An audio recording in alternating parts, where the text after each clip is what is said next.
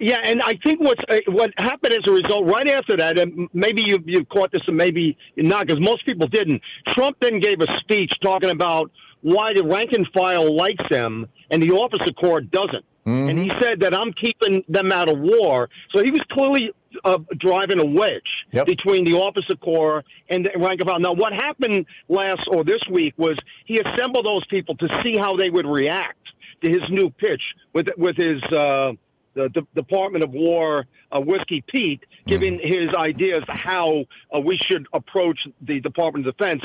Trump gets on, met with silence, unlike Fort Bragg with the enlisted people. Mm-hmm. He knows now that he's got a problem with the officer corps and the senior officers. Therefore, there's a purge coming. Yep. Many of them will be forced out. Yep. And the last thing I'm going to mention is the economy right now is perfect for Trump because it's allowing him to go into rural areas to take kids who are coming out of high school who have no job prospects at all because nobody's being hired. There are no job hirings. Throw them into ICE. Load up. That's right. That's right. Yep. And ICE is going to become. And here's the big question in my mind, Brian. Let's say that ICE is now on course to be. I mean, they're in a massive hiring binge right now, $50,000 hiring bonuses and all kinds of stuff. But they're on a path to become the largest single police force in America, much like Hitler's protection detail, the SS. Right. Became the largest police force in Germany eventually. It took a couple of years, but it did. And the question in my mind is, the SS initially was participating in getting the people out of Germany or rounding them up anyway and putting them in camps, that they argued were not true Germans. That was the Jews, of course, and the gypsies and queer people, that they're not true Germans. And so Trump is going after people who are not true Americans. What happens when they've got all the immigrants out of the country and we still have 50,000 ICE guys running around with guns looking for something to do? That they will do the same thing the SS did in Germany by right around 1939, 1940. They'll turn their guns on everybody else. And, what do you think? They, of course, they're going to take an oath to Trump and not to the Constitution. I mean, the one thing that's missing here is that when you joined, I was in the service, I was in the Marine Corps, and you take an oath to protect and defend the Constitution, not the president. Teddy Roosevelt talked about that. It's the loyalty is to the country and the Constitution, not the president. Trump wants to change that dynamic, and therefore he's turning this into what he wants in his image and like this, a police state controlled by him. But at the end of the day, Tom, here's what it comes down to. A third of the country did not vote in the 2024 election. That's how he won, right? And most of those people, I suspect, are suffering from his policies. If they don't get out and vote in the midterms after experiencing the pain of the policies, the beautiful bill and all that, and they don't come out again in 28, I don't know what the future of this country holds, frankly.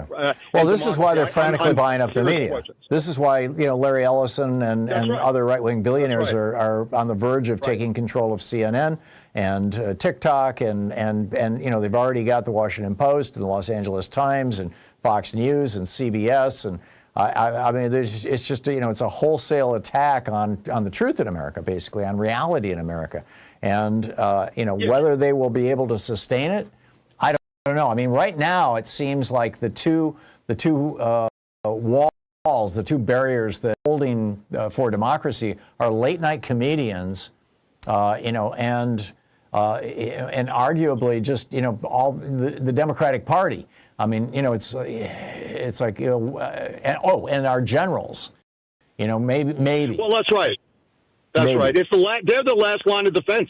Yeah, they really are. Yeah. I mean, that's what it comes down to. I mean, a friend of mine said, it was a Republican, said, "Are you hoping for a coup d'état?" And I said, "I have no comment on that." But I said, as far as I'm concerned, I think we're in a position where we're losing our democracy. And the one thing is, when you talk to Republicans, they'll tell you, "Well, it's not a democracy; it's a republic." Of course. It's a democratic republic. You need the people to vote their representatives. It's a demos, the people, the Greek word for people. But they completely dismiss the idea of a democracy because they are a minority party and they know how to rule in the majority by disenfranchising voters and controlling the media, Sinclair Broadcasting and other groups of that nature. Yeah, I get it. I'm with you. Brian, thank you. Well said. Thank you very much. In addition to bringing you the Thom Hartmann program here on Free Speech TV and Video Media Online, we also have a whole set of ways you can interact with us and tools you can use to spread the word about the importance of democracy and the threats to it in our republic. First, there's your daily homework. Sue Nethercutt puts together a daily email newsletter that has a link to every story I discuss on the air, so you can find my sources and you can share them with your friends. It's free and you can sign up at thomhartmann.com. Second, I publish my daily take every day over at the hartmannreport.com website. That's also free if you want the daily 5 days a week rant in your inbox. No ads either. Third, we have the podcasts. There's the free 1-hour version of our daily show that's advertising supported. You can find that wherever you get your podcasts normally. And then there's also the podcast of the entire 3-hour show with no advertisements, and that's available by subscription over at thomhartmann.com. So check them all out at thomhartmann.com and hartmannreport.com.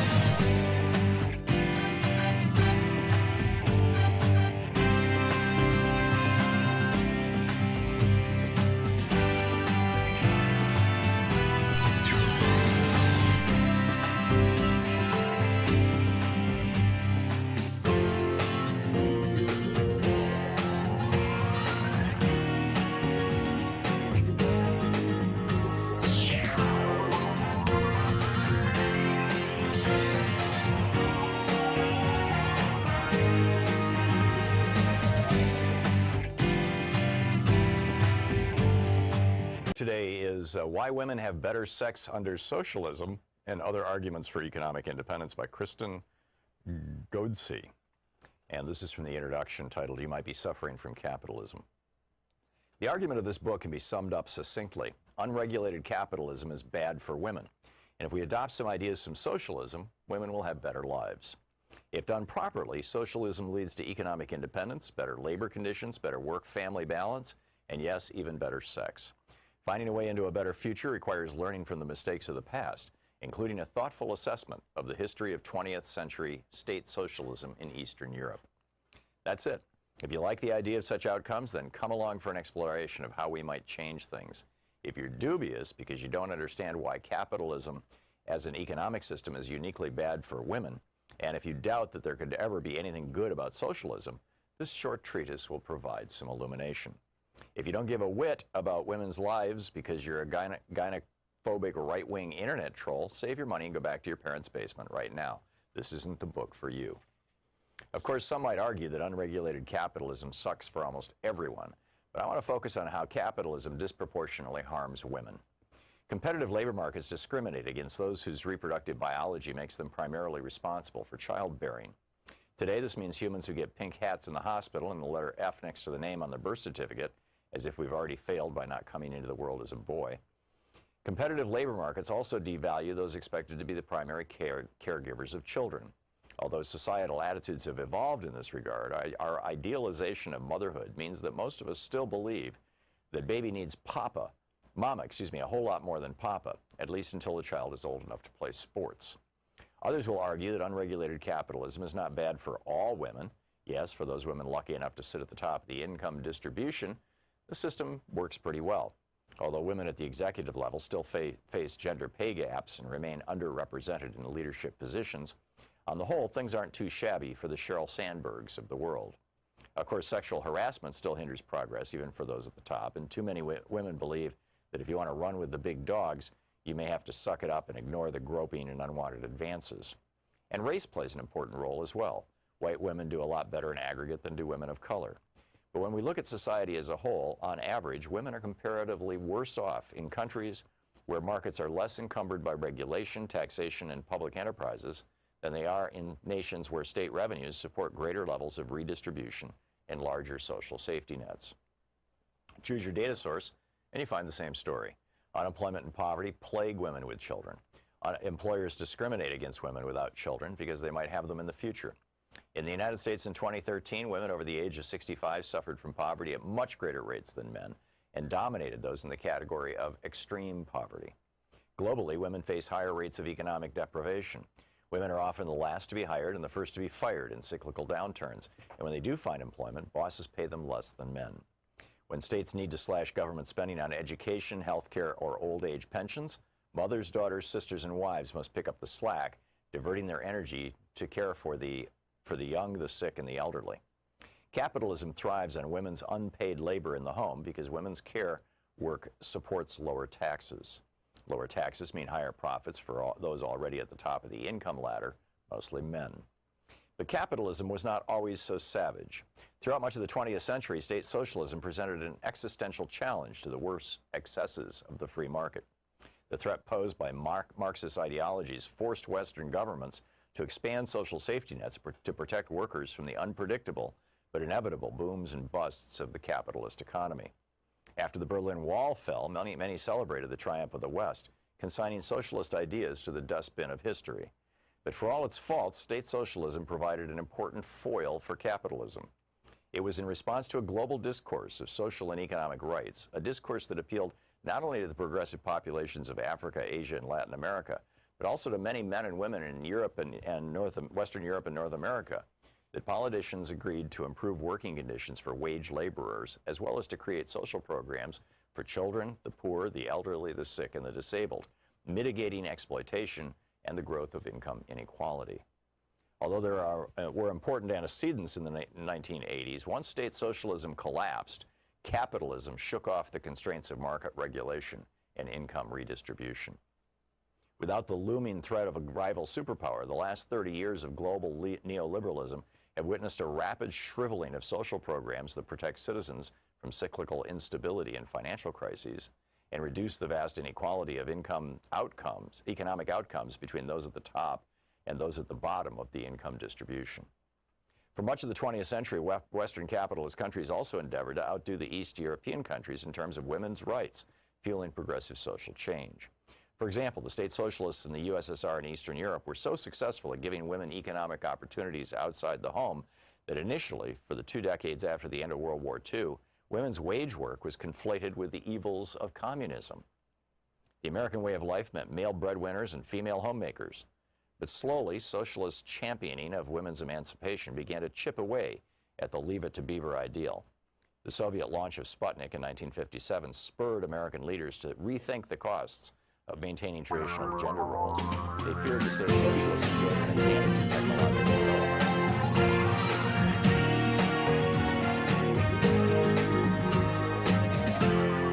This is the Thom Hartmann Program. And we are here. Welcome to the Thom Hartmann Program. I am Jefferson Smith, sitting in, and on the air, we have Congressman Mark Pocan. Congressman, thank you so much for being with us. Yeah, thanks, Jefferson. Glad to be here. I want to jump to start us off, the vote yesterday to release the Epstein files. I'm sure you've thought none about it. You've been asked none about it. There's been no discussion in the press. It's a brand new topic. We're going to dig in. How confident were you that the discharge petition would stick? I mean, it's been around for a couple of months, right? Waiting for your new colleague, Congresswoman Gralva, to be sworn in. How confident were you that there'd still stay 218 signatures on that document? Well, we watched them earlier this year fight off people who signed a discharge petition to allow members of Congress who are pregnant, who gave birth, to be able to vote remotely. So we knew that, they'll try anything. And if Donald Trump doesn't, want it, Mike Johnson will do whatever he can to deliver.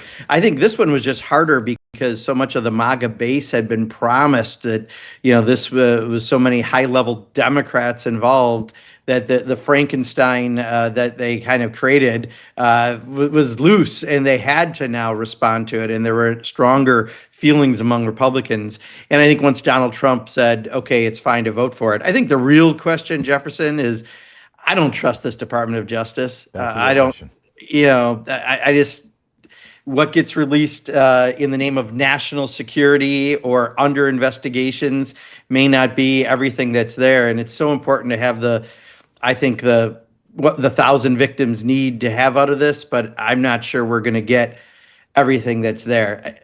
I also will say we've already got 40 different pictures of Donald Trump and Jeffrey Epstein together. We clearly know there's a connection between the two. But does this get anyone health care? No. Does this address affordability? No. Is Congress doing anything to do these other things? No. All of our other resolutions this week, other than the Jeffrey Epstein resolution, have been around disapproving of things that Joe Biden did, disapproving of socialism, going after each other as colleagues, and the circus is definitely back in place in Washington. So, to the question of, you didn't use this term, I will use it, selective release of files. Right? Yes. Saying, oh yeah, we'll release some things. We'll release the things that are conducive to the narrative we would like to promote in the media, the things we would like the base to post, the things we would like Fox News to cover. What tools does Congress have in terms of oversight to try to extract more rather than less, to make sure it's not just, oh yeah, this is now Trump's chance to, anybody who's ever supported a Democrat will be highlighted in files that are released, and anybody that's ever been involved with Trump will somehow magically not be covered?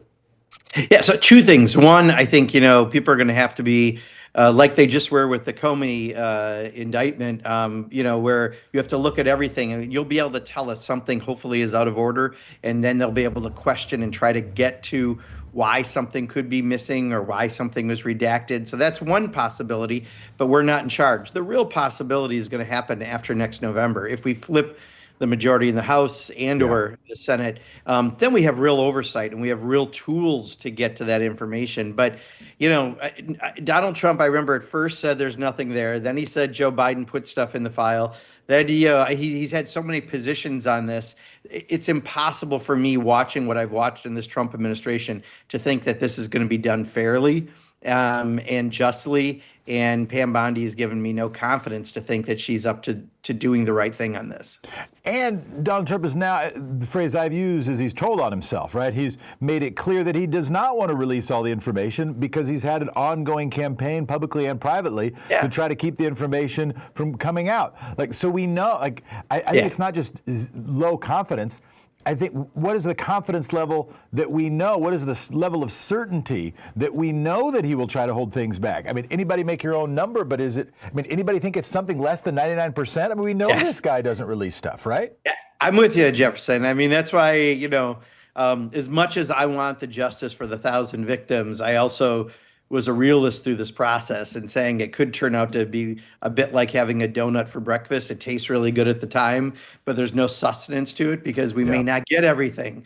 And, we'll find out. I hope I'm wrong. I've never hoped I was more wrong than right now, but I think I am expecting this to be something that Donald Trump will not do the right thing. The Department of Justice won't do the right thing. Hopefully we can catch them in making a sloppy mistake. But if not, we'll have real oversight as soon as we have the majority. It's a perfect segue. NPR Marist poll out today. A survey of 1,443 adults over November 10th to the 13th found Democrats holding their largest advantage, 14 points, since 2017 on the question of who respondents would vote for if midterm elections were held today. President Trump's approval rating at just 39%. His lowest since right after the January 6th attack on the Capitol. A combined 6 in 10 blame congressional Republicans for the government shutdown. Nearly 6 in 10 say Trump's top priority should be lowering prices, and no other issue comes close. Those are key takeaways from that poll. Any color commentary you want to add to what we heard and are learning from the NPR Marist poll? Yeah, I believe the American people are smarter than Republican politicians think they are, right? They know they're paying too much for things like housing and healthcare and groceries. And most of that is attributable to something the Trump administration's done, whether it be the reconciliation bill, the big ugly law that's spiking our healthcare prices right now and making people lose their healthcare outright, but also the indiscriminate use of tariffs, the way Donald Trump is adding to our grocery costs and to our durable good costs. People buying things for the holidays are seeing those increased costs pass on to them. So there's no question that this is created by Donald Trump. He got elected because of inflation lingering coming out of COVID.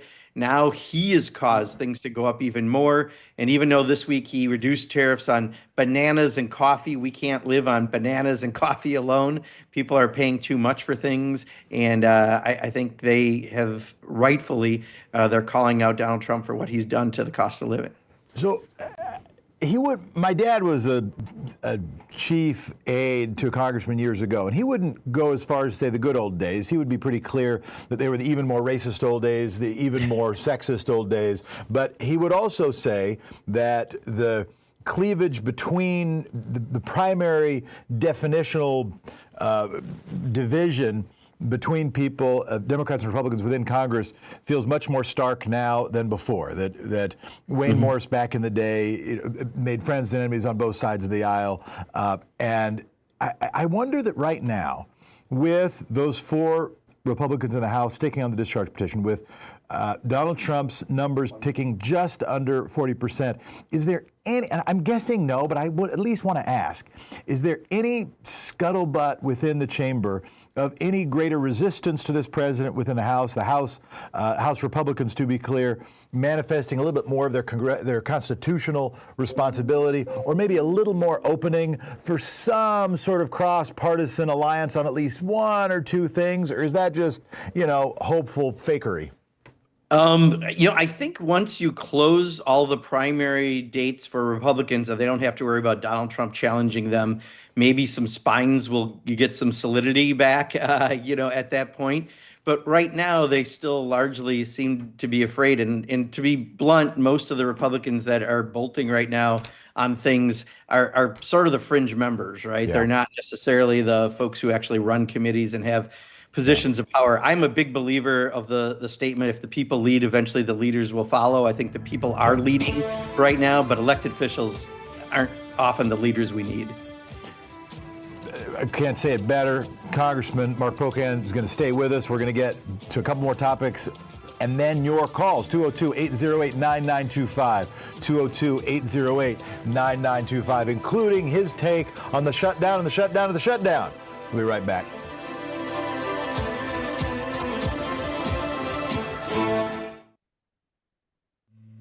This is the Thom Hartmann Program. This is the Thom Hartmann Program, 202-808-9925. Congressman Pocan, your calls.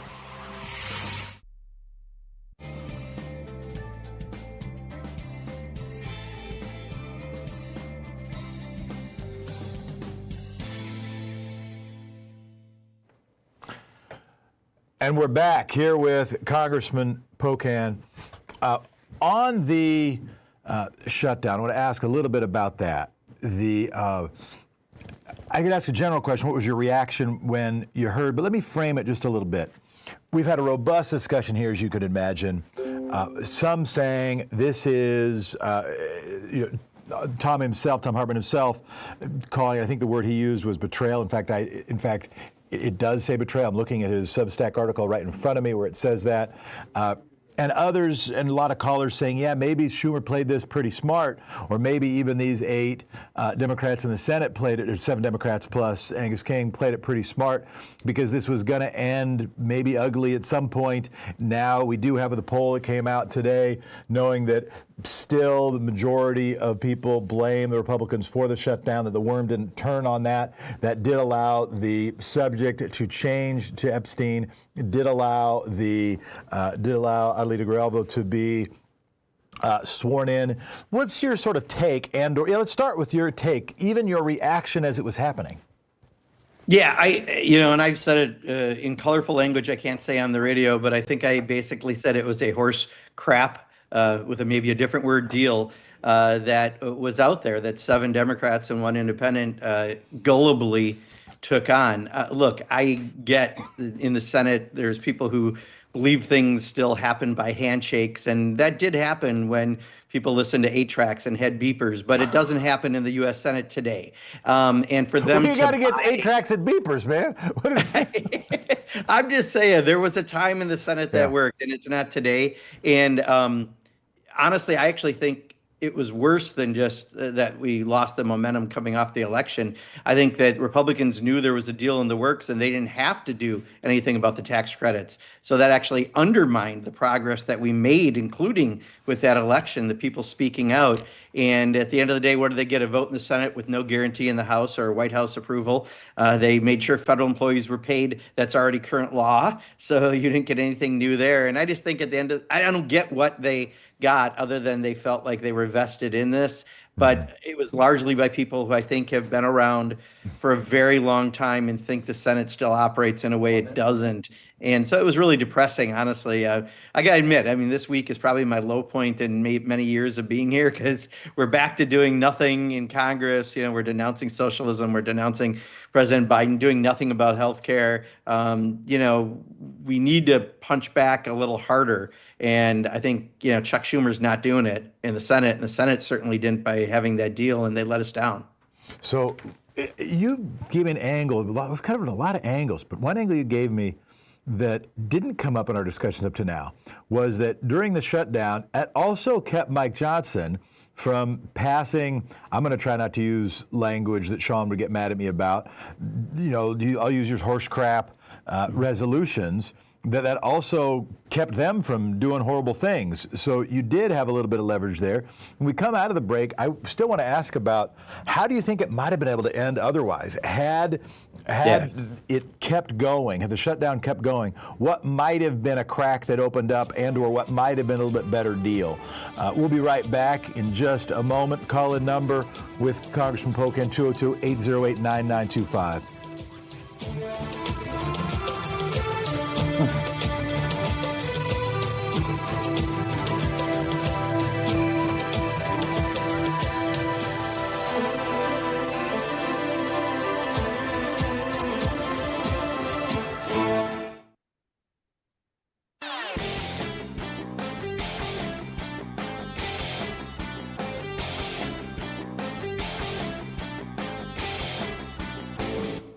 Missed my opening rant today? It's usually published over at HartmannReport.com, where you can read it and share it with your friends for free. Check it out, HartmannReport.com. So between his tax cuts and crashing the debt ceiling and shifting billions of Treasury dollars into crypto and tariffs and all this other stuff, Trump is threatening to crash our economy. And he doesn't seem to be particularly worried about that. Why would that be? Well, first off, economic disasters are great excuses to cut taxes. Both Reagan and George W. Bush used recessions as their excuse to stimulate the economy by cutting trillions from the taxes of billionaires. Secondly, economic crises increase the tolerance for strongman governments. Hitler rode to power in Europe based on the Great Depression. And third, billionaires make a fortune when there's a market crash because they can buy all the stock that average people are trying to unload from their 401ks to pay the damn rent. There's a whole article about this that lays the whole thing out over at HartmannReport.com. It's titled Crashing the Economy, Trump's Blueprint for Power and Profit. Check it out.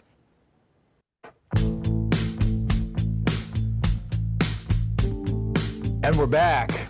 We had a chance during the break to ask a little bit and get, Congressman, your view on the shutdown. You think that you've been pretty clear publicly that you think that those 7 Democrats and Angus King did not get enough in the deal, that it would have been better to keep going to make sure that there was an actual negotiated deal. And now Mike Johnson is back just passing garbage resolutions in the House.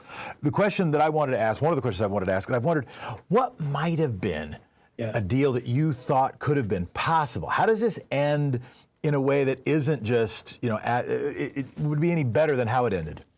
Yeah, first of all, let me just say 97 to 98% of the support for the awful deal were Republicans, right? It was only 7 Democrats and 1 independent in the Senate. So I think that's important to note right off the bat. But I do think we had clear momentum coming after the elections. Donald Trump, instead of saying it was his fault, he said it was the shutdown's fault for why they did so poorly in the elections. And we literally found a way to take a ball that was Velcroed onto our hands and drop it in order to get help for people who needed the subsidies for the Affordable Care Act. So it cost real people, real constituents, I think, the help they needed that the Republicans took away in the big ugly law, that assistance on health care, and we could have got it. Because Republicans are getting the calls, Democrats are getting the calls from people who are affected. So really, they're negotiating this deal and made it so the Republicans realized they didn't have to accept that year-long extension or the 3-year-long extension in the House that we have a discharge petition for. So they really, I think, unwittingly, in some ways, screwed up our efforts to actually get that assistance for people on health care.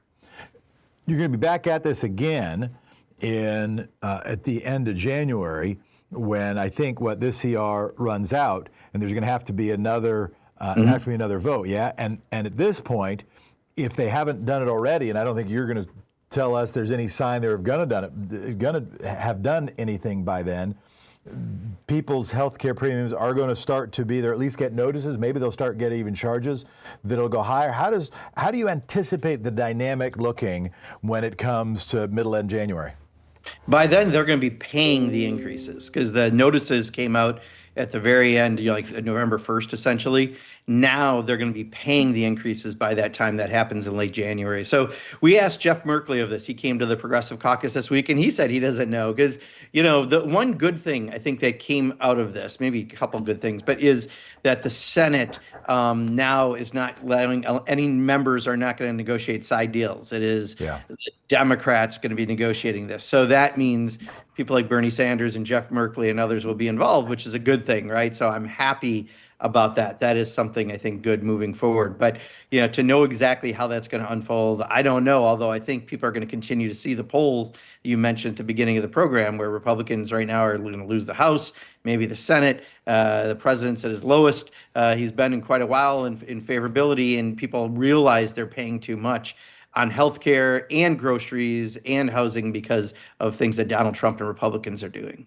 Yeah, it's going to be, to me, a test of sort of the right-wing propaganda machine, and can they nudge those numbers up in advance? Because if they can't, one story to tell is if the primary thing on people's minds, and this isn't going to change at Thanksgiving, and this isn't going to change at Christmas, is things feeling expensive and wages not keeping up with prices, and then all of a sudden they, after Thanksgiving and after Christmas, get a increase in their health care costs, or they're getting notices of it right along the way, and the Republicans are in the way of that, not doing anything for it. That seems like sort of a bad story for them. If you're trying to be their consultant, I know that's an unfair question, but if you were trying to be their consultant, and not the one we wish they would have, not the one that would say, oh, you know what, you're right, we should be compassionate and care about people, and do as Lawrence O'Donnell said that maybe we would act like.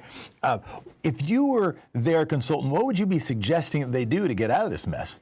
Well, I think probably what they're likely to do is go back to their safe zone, right? Go back to crime, go back to immigrants, but not necessarily the deportations, because they've not been doing well on that, but some other aspects of it. And I think they're going to try to do a jiu-jitsu on the what does get released on the Epstein files, and try to say it's a bunch of Democrats and try to get back to pleasing their base on that. So I assume they're going to try to do distraction, with those being the main areas they do distraction on.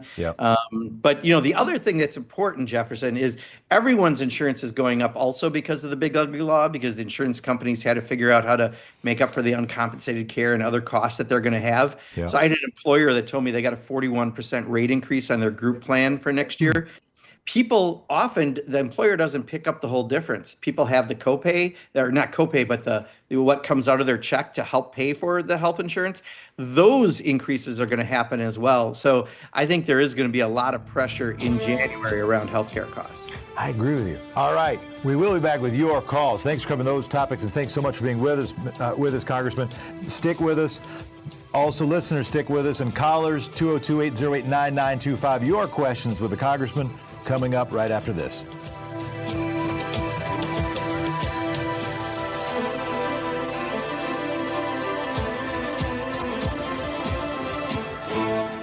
You're listening to the Thom Hartmann Program. Call 202-808-9925. He just said the number. What do you want to hear from the Congressman as we look into the belly of the beast? What do we need to investigate? What do we need to find out about? What do we want to learn about?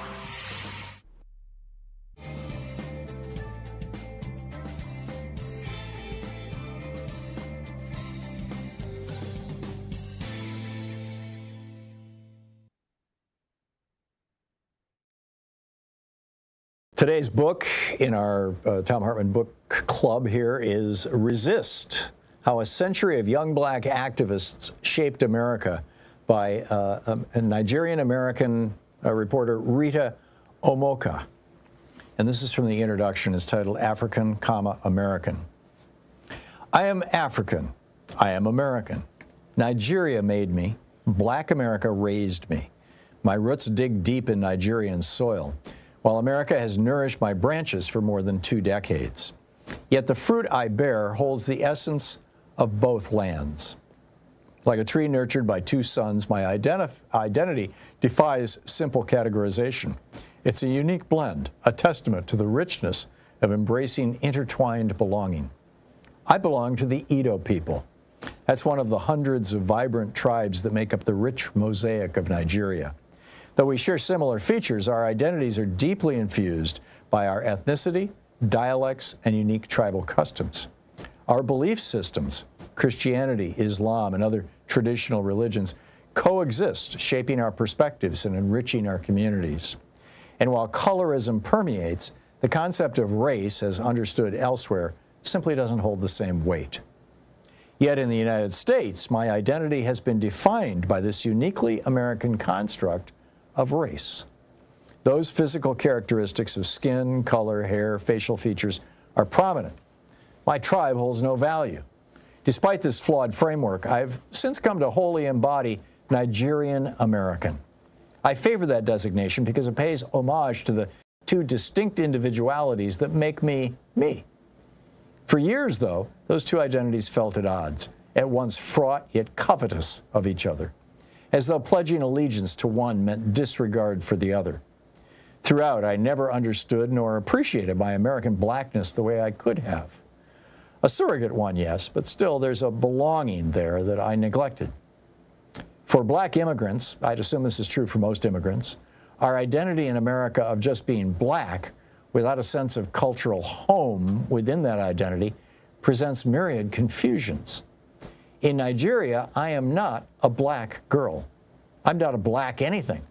I am my mother's last-born child and only daughter from Benin City in the southern region of Nigeria, just 250 miles south of the country's capital city, Abuja.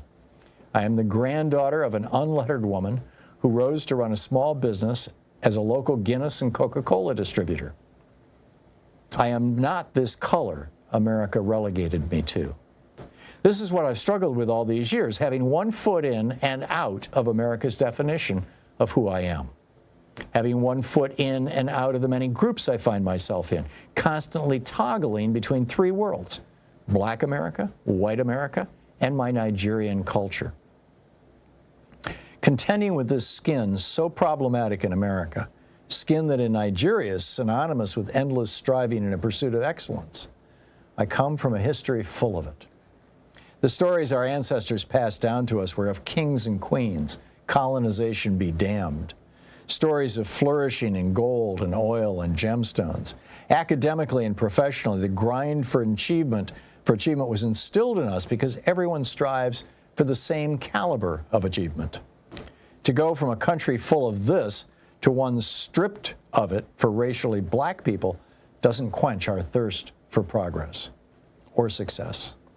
Many foreigners to America see what feels innate to the native. That newness breeds prospect and appreciation. Immigrants gravitate toward the idea that America carries out a true democracy. Though a marred one, it is better than none or fascism. Like many immigrants, Mom came to this country in 1992, wide-eyed and gazed upon its endless feast of opportunities and upward mobility, concluding that America provides for those who work hard. Fleeing from a corrupt government with lawlessness and instability, she quickly adopted this nation as a means of survival. And for some time, it all seemed so simple. When my brothers and I joined Mom in the South Bronx in 1995, her vision of America became ours, too. She charged us with representing our heritage exceptionally well. There's a Nigerian saying in our pidgin English, Naija no de carry last, which means Nigerians should never come in last place. That was Mom's core message to us: persevere and succeed. Race, racism, and the like were never discussed. They were never factors in our quest of American success. Our goal was to be ambitious and unwavering in our pursuit, even if it meant inadvertently ignoring America's complex history. By coming to America, we unknowingly became part of the Black American community. Though racially similar, there were deeply rooted differences between them and us. It's those generational and lived experiences that have long divided us. Their history of brutal oppression is one that we Black immigrants don't have, and one I didn't understand. It remains the wedge and genesis of tensions between Black Americans and Black immigrants. For the Black American, there's the endless fight to be equal to whites politically and economically. And for the Black immigrant, there's the romanticized view of America as a place of limitless opportunities. The book by Rita Omaka is Resist: How a Century of Young Black Activists Shaped America.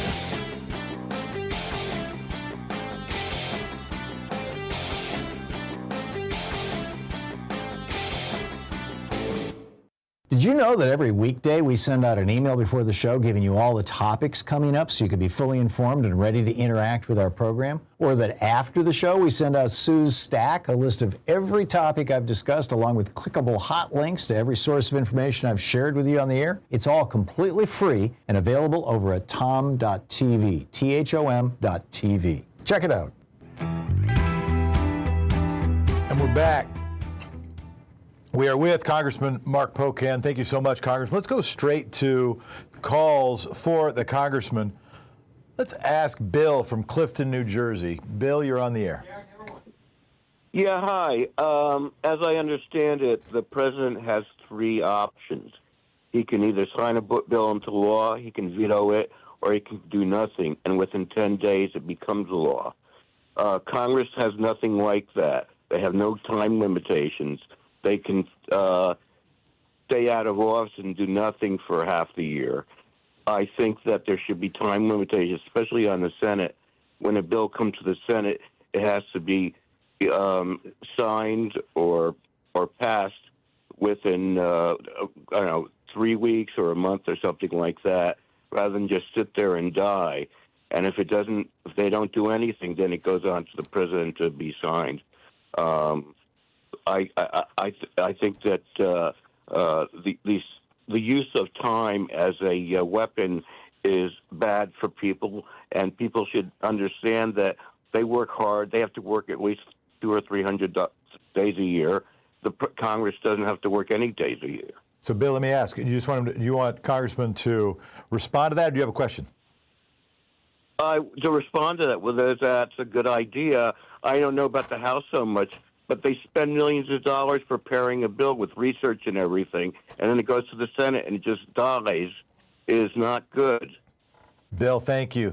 Congressman, any fundamental changes you suggest to the operation of the federal government and federal congressional offices?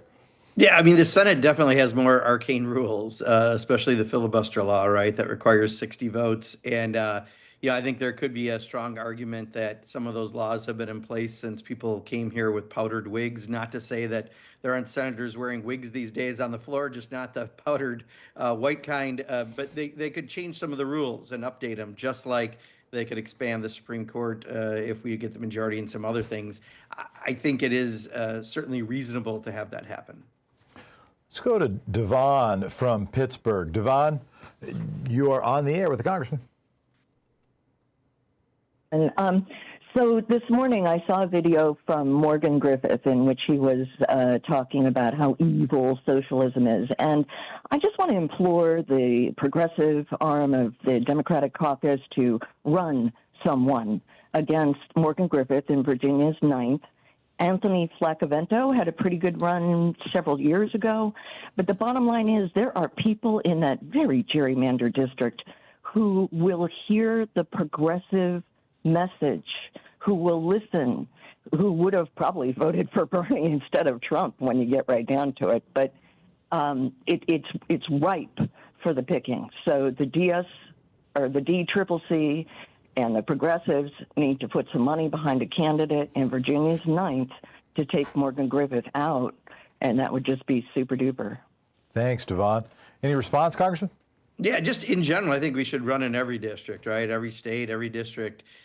This is going to be potentially a very good fall next fall, assuming things continue with Trump doing not what the people want and cost of living continuing to be expensive because of Donald Trump and Republicans. So everywhere we play, we have better chances of winning and a better chance to get the majority and have a bigger majority so that we can actually govern. So I'm with you, Devon. I mean, I think every district we should be trying to put people in. Mark, Congressman, I got a question on the relationship between like the Progressive Caucus and the DCCC. What role does the Progressive Caucus play in trying to identify, recruit candidates, help support candidates in those races, or pretty much the caucus just stays out of that and addresses the situation once people are elected and see who wants to caucus with them? I think the biggest difference is the Progressive Caucus will get involved in primaries and find often the most progressive electable candidate. And the DCCC generally stays out of primaries, not always, but generally that's the practice. So I think that's the biggest difference. But often, we have some of those frontline candidates that are Progressive Caucus members, and we're working hand in hand with the DCCC to make sure they're reelected. Thanks. George from Cripple Creek, Virginia, you are on the air. Hey. Jeff, Congressman Polk. I just saw President Trump remove restrictions on allowing Ukraine to use ATACMS to strike targets deep in Russia, which they did. And does the congressman also think that President Trump will supply Ukraine with a much longer range Tomahawk cruise missiles? And we'd also have to supply Ukraine with the land-based launchers since they don't currently have that capability. Congressman? Yeah. I have not seen that yet. I've been in meetings all morning, George, but I don't know what Donald Trump generally does on anything because he's extremely inconsistent. It could be that he's mad at Putin right now, and that could be working to our advantage or not. But, Donald Trump, generally, my theory is whatever is going to help Donald Trump, generally financially or in other ways, is the way Donald Trump motivates himself to do things. So maybe in this case, I doubt it's for the right reasons that he's doing it, but even if it is just because he's upset with Putin, he's a person hard to predict because, as you know, he put out something recently. He's the peacemaker or peacemaker in chief or something like that after he's renamed the Department of Defense, the Department of War, gets upset because he's not getting a peace prize as he's got us involved in multiple international conflicts. I mean, this is a guy that does not have consistency. No, and there's a lot of speculation here that he might ramp up, in order to change the subject, he might ramp up some international incursions, if you will. And, people might want to even ask about that, hear about that. But let's keep going with people's calls. Hills from Ventura, California on KPFK. Go ahead. Good morning, Jeff and Congressman Pocan. My question for Congressman is, if the Department of Justice does some basically phony investigations to stymie the release of the documents, how quickly can Congress respond through oversight or however you guys do it to thwart these bogus efforts? And hopefully they must have Lindsay Halloran prepare those investigations so that she'll screw it up and then it'll just be blown right out of there, Thanks, Hills. Yeah. And I know the congressman said that the big thing will be the next November election. But still that question is, in addition to that, what tools are there, Congressman? Well, depending how sloppy they are. If they're really sloppy, you might be able to convince some Republicans again because now they are more than a little pregnant on this in trying to move it forward. So maybe that's helpful. The difficulty is in finding out that they're not releasing some stuff, or if it's overly redacted and what reason they give. And I think we got to see what's going to happen on that forward. I don't know if they're going to use national security or ultimately that they're doing investigations to hold some information back. But I think those are the two main fronts we got to be looking for. And then it'll be certain committees like Oversight and Government Forum, Robert Garcia from California being the ranking member, leading on some of those efforts. Paul from Woodinville, your turn. Paul, you there? Testing, testing. We're going to go to Susan from Ingles, Florida, I think. Hello, Mark. I've got a suggestion about health insurance. If the federal government, could have sponsored single-payer, universal Medicare for all health insurance tax, like FICA that sponsors Social Security, we could spread that cost among all of us that would enroll. And it would be only effective for legal USA citizens, and those not enrolled would be able to file for a refund at the end of the year. If they didn't use any of the benefits, they would have to be penalized 1 year before they could re-enroll again. If we had, this block of people, we could better negotiate prescription and hospital costs and save people money. And the average person would save money because they wouldn't have these extraordinary premiums because they'd be paying out of every paycheck on this health care tax. Thank you, Susan. Congressman, your response to the health care stuff?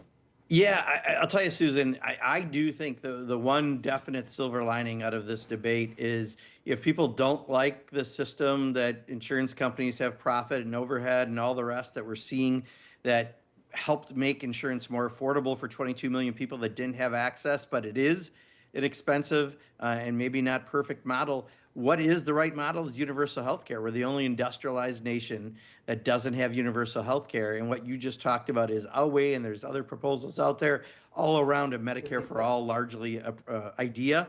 And that may be what comes out of this. The American people are going to see, look, we're paying, if the premium's going up $2,000 a month, surely you can do this for less money. And the answer is yes, if you had universal health care, like every other industrialized country. So I think this may be one of those things that can help us to wake people up to make sure that we're not the only country that doesn't take care of our citizens like we should. Congressman, thank you so much. Stick with us. We'll be right back after the break. Call in number 202-808-9925 with Congressman Mark Pocan. Thanks all very much.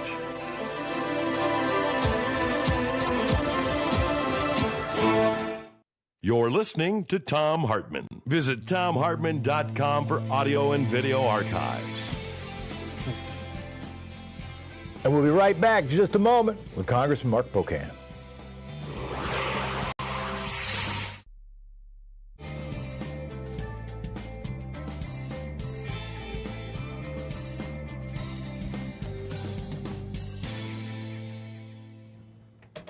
Robert from Phoenix, Arizona, your turn.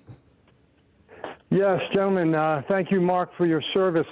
You've been mentioning that you could do more about the Epstein files if you win the midterms, like if the Department of Justice doesn't follow through well enough. And I'm wondering, when the Biden administration had 2 years of Democratic control, why weren't the Epstein files released during that time? Yeah, I don't know offhand because I don't serve on oversight and government reform where this might have been talked about, but clearly the push came and we've seen that there was the ability to try to get Congress to work together on getting this done. So I don't know about the timing of anything. What I do know is that this is now that opportunity to get it released. If we don't see things, though, it's not super meaningful, just to be blunt. I mean, we have to figure out how to get the actual information. So that's what I'm focused on. We got to focus on, if we're not given the information, how do we make sure we get the information? I think it's going to be hard because likely the Republicans will, again, side with Trump on whatever, which will probably be around there's a current investigation or national security, as obscure as that may be. But we have to make sure we, for the justice of the 1,000 people mainly, get all that information out, and that's got to be the quest next year. Thank you so much, and thanks for the question, Robert. And you know, that question has come up, and I think it's an interesting one. I'll offer my own speculation, and you can or don't have to, Congressman. But the one, I have wondered, right? There are any number of people named who have a friend in Congress who would rather that friend in Congress not have them be exposed. The other speculation I've had is that Joe Biden was maybe to a fault, and Merrick Garland almost certainly to a fault, was trying very hard to avoid attacking political enemies. I think Merrick Garland, when I say to a fault, was not aggressive enough, even to what the law should have pushed him to do, setting aside any political analysis. And this might have been seen by him, by the Department of Justice under Biden, as more of a political fight, and they wanted to avoid that. But that's just my speculation. But I do, and Congressman, if there's anything more you want to say, feel free, but I do appreciate the question and your response. Yeah, the only other thing I'd note is, he was alive most of the time while Joe Biden was president, and I think a lot of this came out of things after he passed away. That's helpful. Thanks. Let's get from Ed in Belfair, Washington. Go ahead, Ed. Hey, good morning, gentlemen.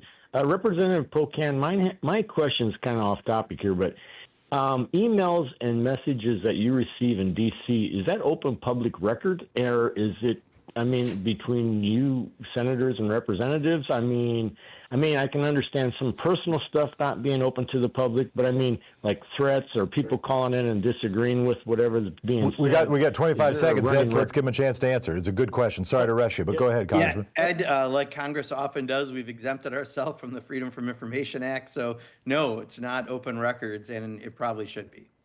Helpful. That's a good question, Ed. That wasn't off topic. It was a good question, and thank you for the answer.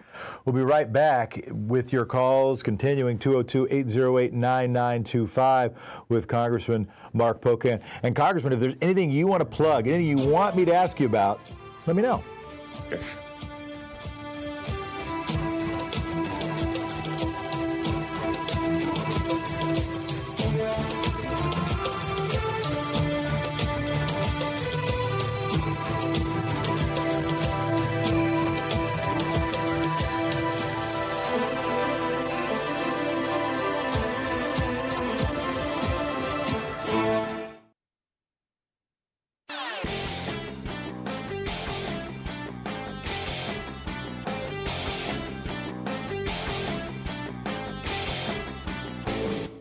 Hey, thanks so much for sharing our program and for reaching out to our stations and sponsors and letting them know that you're listening. It really means a lot to us. And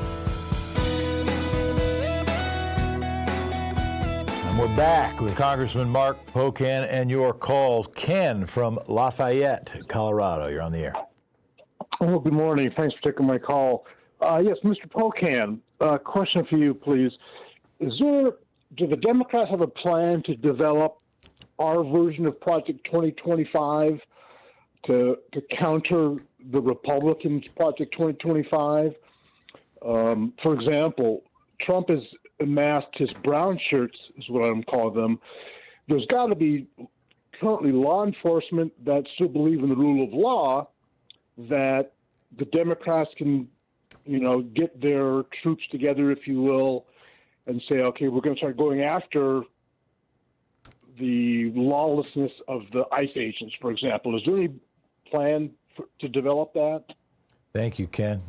Go ahead, well, some of those things don't require like a proactive plan, right? Because it's kind of they're violating the law, and we need to enforce the law. And but I do think that when you look at when Democrats were in charge of the House, we had like our first 10 bills that kind of showed some of those priorities, including things like campaign finance, ethics, and election reform, or HR 1, right? The very first bill that we passed. And so we do already have those sorts of things and work on those things.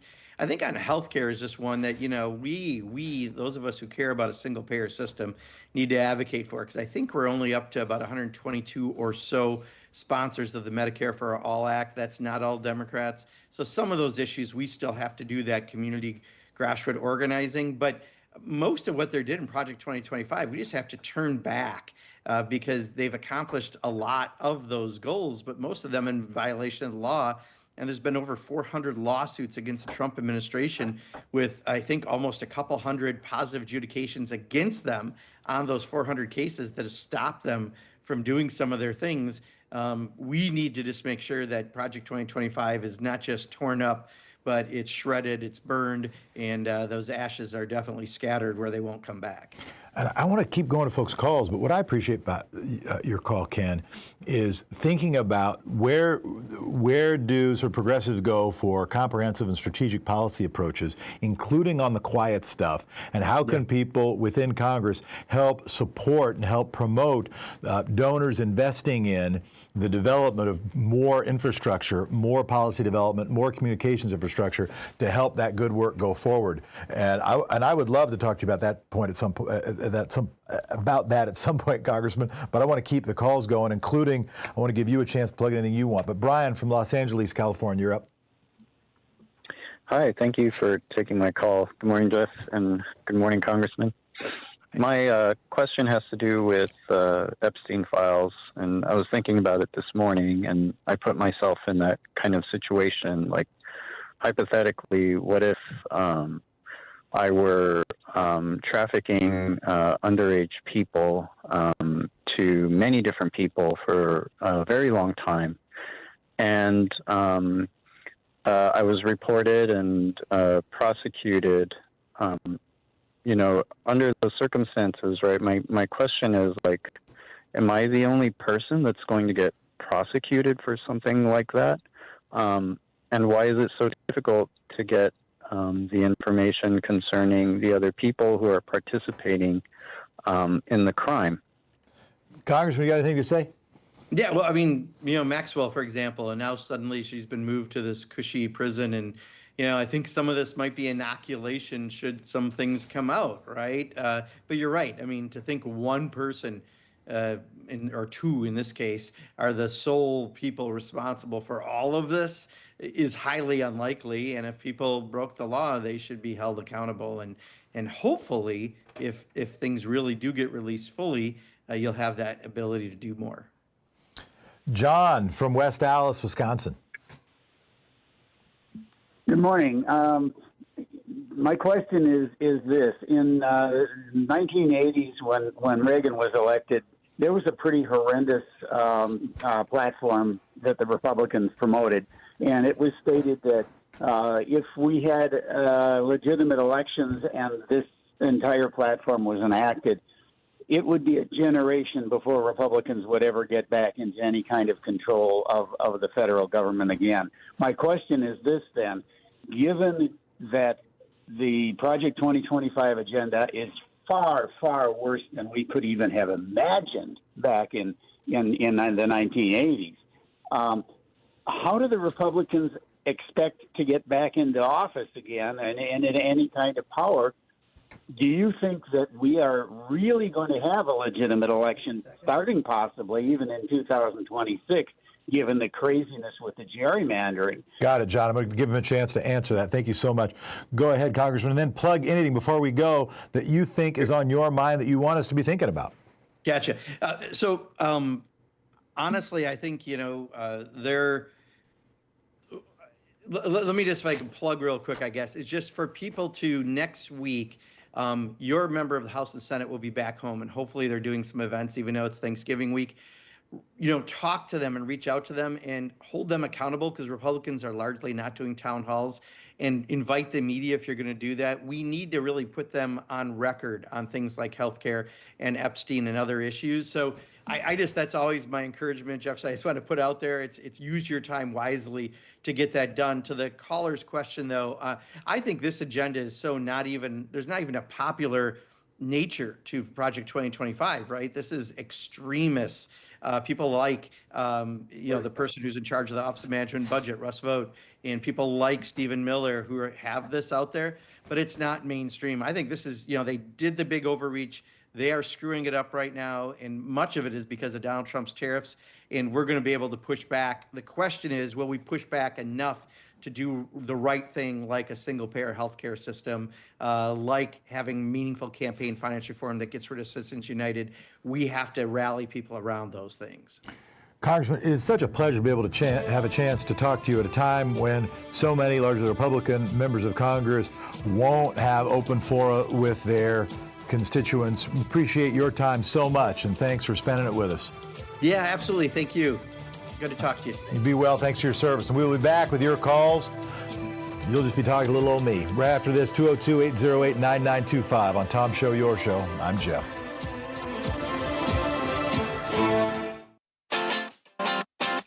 You're listening to Thom Hartmann. In addition to bringing you the Thom Hartmann program here on Free Speech TV and Video Media Online, we also have a whole set of ways you can interact with us and tools you can use to spread the word about the importance of democracy and the threats to it in our republic. First, there's your daily homework. Sue Nethercutt puts together a daily email newsletter that has a link to every story I discuss on the air, so you can find my sources and you can share them with your friends. It's free and you can sign up at thomhartmann.com. Second, I publish my daily take every day over at the hartmannreport.com website. That's also free if you want the daily 5 days a week rant in your inbox. No ads either.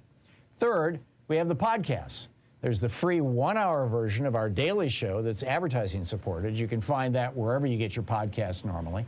And then there's also the podcast of the entire 3-hour show with no advertisements, and that's available by subscription over at thomhartmann.com.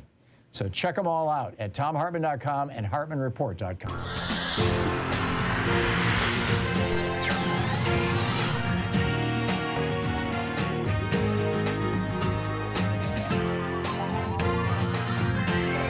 We say fight back!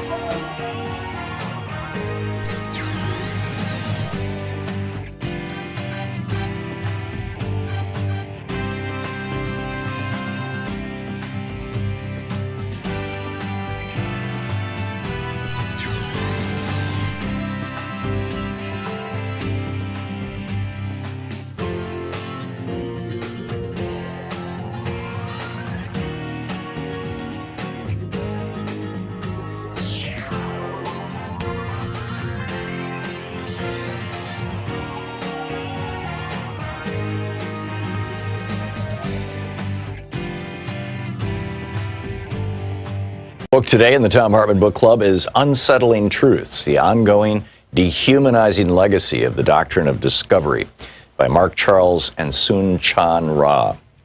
This is from chapter 1. You cannot discover lands that are already inhabited. I, Mark, said this almost under my breath as I walked past a line of men dressed as Spanish sailors from the 1490s. I was in front of Union Station in Washington, D.C., near the massive statue of Christopher Columbus overlooking the United States Capitol. Every Columbus Day, there's an official ceremony in this plaza honoring Columbus as the discoverer of America. I had stumbled upon this ceremony by accident the year prior. There were a few non-natives holding signs and protesting the ceremony, but nothing very disruptive. I went back the following year primarily out of curiosity. I wasn't intending to protest, nor did I want to make a scene. As I walked up behind the statue and approached the group of men dressed as Spanish sailors, the words just came out of my mouth. You cannot discover lands already inhabited. As I walked further down the line, I said it again, this time a little louder. You cannot discover lands already inhabited. As I continued walking, I came to the front of the line where a group of men dressed in suits were standing. I repeated myself, making sure they could hear me. You cannot discover lands already inhabited. Suck it up, was the reply I heard as I kept walking. By this time, I'd walked around the statue and reached the front where a small stage had been erected and chairs set up for people to watch the ceremony. It hadn't started yet, but more than half the audience was seated waiting for it to begin. So I stopped near the center, turned toward the crowd, and in a calm but loud voice I said to the people, you cannot discover lands already inhabited. That process is known as stealing, conquering, or colonizing. The fact that America calls what Columbus did discovery reveals the implicit racial bias of the country, that Native Americans are not fully human. Quickly, one of the white men dressed in a suit walked over and interrupted me. You are not welcome here, he said as he grabbed my arm and began walking me away. I attempted to explain the inappropriateness of both celebrating this holiday as well as hosting this ceremony, but instead of engaging in conversation, he threatened me with arrest and escorted me from the area. As I walked away from the gathering, I was amused at his words and the irony of their context. A white man participating in a public ceremony honoring Christopher Columbus as the discoverer of America, telling a native man he was not welcome in that space. How did a flawed assumption about the place of the indigenous population in U.S. society become normative? How are assumptions so deeply ingrained in the American psyche and imagination that dysfunctional and oppressive actions emerge? How did a dysfunctional idea and worldview form that allows for the displacement of native bodies? One of the explanations for the formation of this dysfunctional worldview is the doctrine of discovery. The doctrine of discovery is a set of legal principles that govern the European colonizing powers, particularly during the administration of indigenous land, regarding the administration. It is the primary legal precedent that still controls native affairs and rights, and international law formulated in the 15th and 16th centuries. From a theological perspective, the legal and political role of the doctrine of discovery is rooted in a dysfunctional theological imagination that shaped the European colonial settler worldview. The doctrine emerged from a series of 15th century papal bulls, which are official decrees by the Pope that carry the full weight of his ecclesiastical office. On June 18, 1452, Pope Nicholas V issued the papal bull Dum Diversus, which initiated the first set of documents that would compose the doctrine of discovery. The official decree of the Pope granted permission to King Alfonso V of Portugal, quote, to invade, search out, capture, vanquish, and subdue all Saracens, Muslims, and pagans whatsoever, and other enemies of Christ wheresoever placed, and the kingdoms, dukedoms, principalities, dominions, possessions, and all movable and immovable goods whatsoever, held and possessed by them, and to reduce their persons to perpetual slavery, and to apply and appropriate to himself and his successors the kingdoms, dukedoms, counties, principalities, dominions, possessions, and goods, and to convert them to his or their use and profit. End of quote from Pope Nicholas's papal bull of 1452. Dum Diversus would identify the Saracens, a common term for Muslims at the time, and pagans, essentially identifying any non-Christians as others, as those who could be targeted for, quote, perpetual slavery. The papal bull intentionally used language that identified those outside the European Christian world and enforced the Western theological imagination of non-Europeans as other. The Portuguese took these ecclesiastical statements to heart and perpetrated the slave trade from the African continent to the European and the American continents. As a Christian ruler, the King of Portugal would have power endowed from the church to take possession of the other as slave labor from the continent of Africa. The pagan African body was just another commodity to be taken for the pleasure and profit of the European Christian body, the one made most fully in the image of God. In the January of 1454, Pope Nicholas authored another bull. The book is Unsettling Truths by Charles and Ra.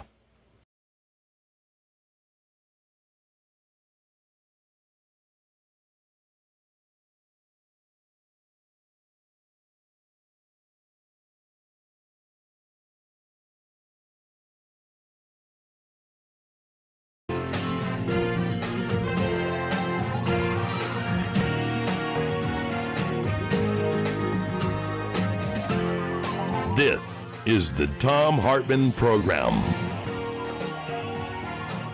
Welcome, Thom Hartmann Program. Jefferson Smith sitting in. It is an honor to be with you. I want to get to your calls in just a moment. A few things that we have learned. I wanted to say just a little bit about why I'm grateful to be here. It's linked to that. And about the importance that you play. It's awesome to have the congressman here, and it occurs to me there's 435 members of Congress, and just one show like this. I know some podcasts, but this is a pretty special thing. And the people who support this show, the listeners first and foremost, the affiliates who air it, both commercial and non-commercial, Free Speech TV, SiriusXM, everybody who airs it, and the sponsors who help pay for the staff to do it. You are hugely important and valuable in the American conversation. I would like this to be 10x'd, 2x'd. There should be a larger firmament of pro-democracy media, and because of you, this piece of the firmament does exist. And it made me think, I was thinking of that when I saw last night the following thing, the Wall Street Journal praising Linda McMahon for sticking to her efforts to defund and eliminate her own agency. Now, her agency is the Department of Education. Linda McMahon's primary claim to fame is being a part of and originally by marriage of the World Wrestling Entertainment fortune, and her husband being the guy who started World Wrestling Entertainment, used to be World Wrestling Federation when I was a kid, and that gave enough of a credential to run the Department of Education. And when she was appointed, people said, "Oh, well, that's the kind of person you'd appoint if you didn't really care about the Department of Education." Turns out you were right, because not only does she not care, she wants to get rid of it, and they keep gutting it and gutting it and gutting it. And education, while important in people's minds, not as important to this president and to this current head of the Department of Education. So the Wall Street Journal comes out and says, yay, yay, yay, that's what we've been saying for a long time, because we just want to privatize that stuff anyhow. So thank you to media organizations like this one, who might, let's say, have a different view. But rather than me go on and on about that, let's go to your calls. Donald, you win the Most Patient Listener Award. Go ahead. Hello, how are you doing? Good. I have the solution for affordability. Thank goodness. And the solution for affordability that the Democrats need to run on is one issue and one issue only. Okay. No cultural issues, just focus one. on the American worker. The American worker. Okay. If we focus on the American worker, every person from MAGA to gay to straight to black to white will get that issue. And on affordability, what do you want to do on affordability for the American worker? You talk about you just want this to be a rhetorical and organizing principle, or is there a particular proposal you want to throw out? I want the Democrats to run on raising the minimum wage to. It hasn't been raised since 1997. So we need a $30 to $40 an hour minimum wage. We need protections in place for workers that they can't be fired for cause, that right-to-work states need to go away. We need to make sure that the American worker is secure. If we can give the CEOs of when they retire a $30 million parachute, why can't we give workers a living wage that they can have? Mm-hmm. Yeah. No, I appreciate it. And of course, Donald, that's sort of the other side of it, the other side of affordability. The economists would say, well, yeah, boosting the minimum wage wouldn't lower prices, but what it would do is make it more possible for people to afford what's happening. And in fact, much of kind of the economic argument that was happening too much, I guess maybe too much sort of academically or sort of behind closed doors, or there's not really good places to have this discussion where everybody's going to hear it. We don't have a shared experience. Walter Cronkite's been dead a while, but if you look at if you look at from the 60s to the 80s, before Reagan screwed up the air traffic controllers, the unions, people worked. They got overtime, and that's the other thing that needs to be restored. George Bush took away overtime, and Donald Trump lied about overtime that people are not getting. So people need overtime, and they need to get paid their overtime. Yeah, and I appreciate you bringing up the right to work issue. Make no mistake, to our labor brothers and sisters, our labor friends, some of whom, the vast bulk of whom support Democrats, but some of whom, and we have our guy from the Teamsters who calls to point out 60% of Teamsters supported Trump, and Teamsters organizationally stayed out of the presidential race, and he's been on my mind because he calls all the time. But that when you support the project that Donald Trump leads, you're supporting the project that is supporting ALEC. And ALEC is pushing American Legislative Exchange Council, and they are trying to push right-to-work legislation and or undermining labor protections state by state by state anytime they can get a Republican trifecta. Anytime they can get federal support or state support to undermine labor protections, they do it. That's the project you're supporting. You might think that you're voting on something like trans athletes or just immigration or whatever, but understand it goes directly to the ability of labor unions to operate and to advocate for their members. Let's go to Tim from Aloha, Oregon. Aloha, Tim. Yeah, how are you? Good.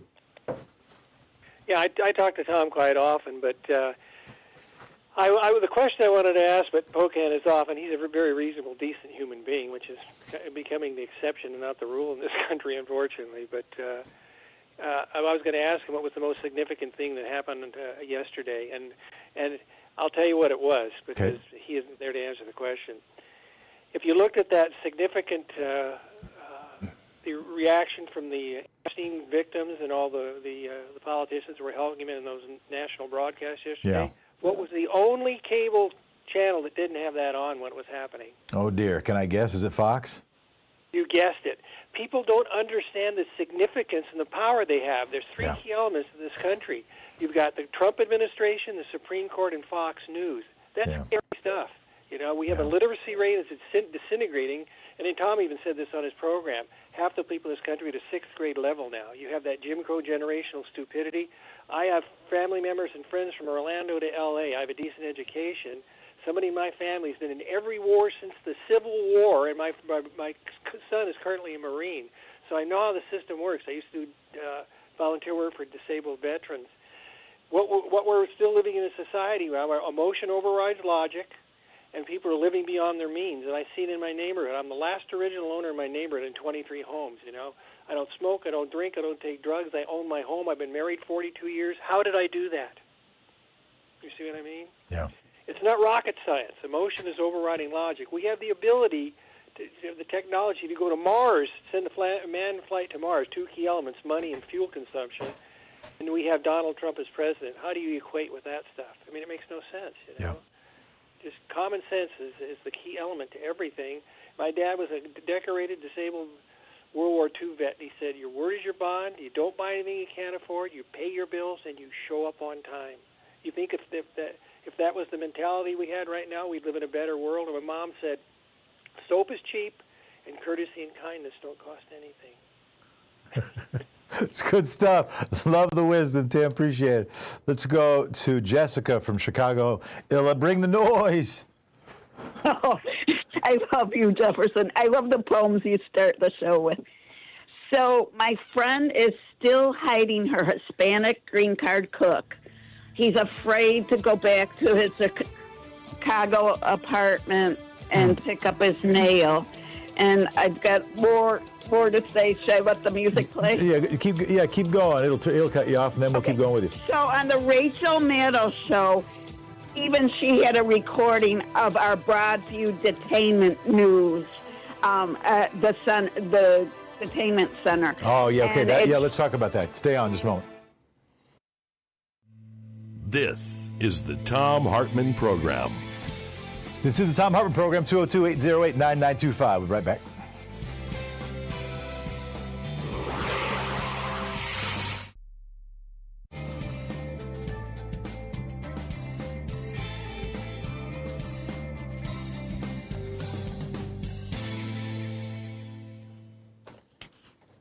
Jessica, it's you still. Go ahead. You were talking about what you saw in Maddow. So Jefferson, it's been on our daily news, our regular news, but it got the national news on Rachel. And Reverend Michael Wolf, he's a Baptist minister. He was one of the 22 faith leaders that was arrested by ICE. And someone recorded him, 3 ICE agents sitting on him, as he said to the camera, he turned his head and said, ICE are Nazis. And whoever got that recording, excellent job. But in an interview, he said ICE is protecting the concentration camp behind them. And Rachel's showing great stuff. Then she showed an incredible protest in Washington. I just loved it. It was a huge group of protesters with their bikes. They had the helmets on. They almost looked like police officers. There were a ton of them.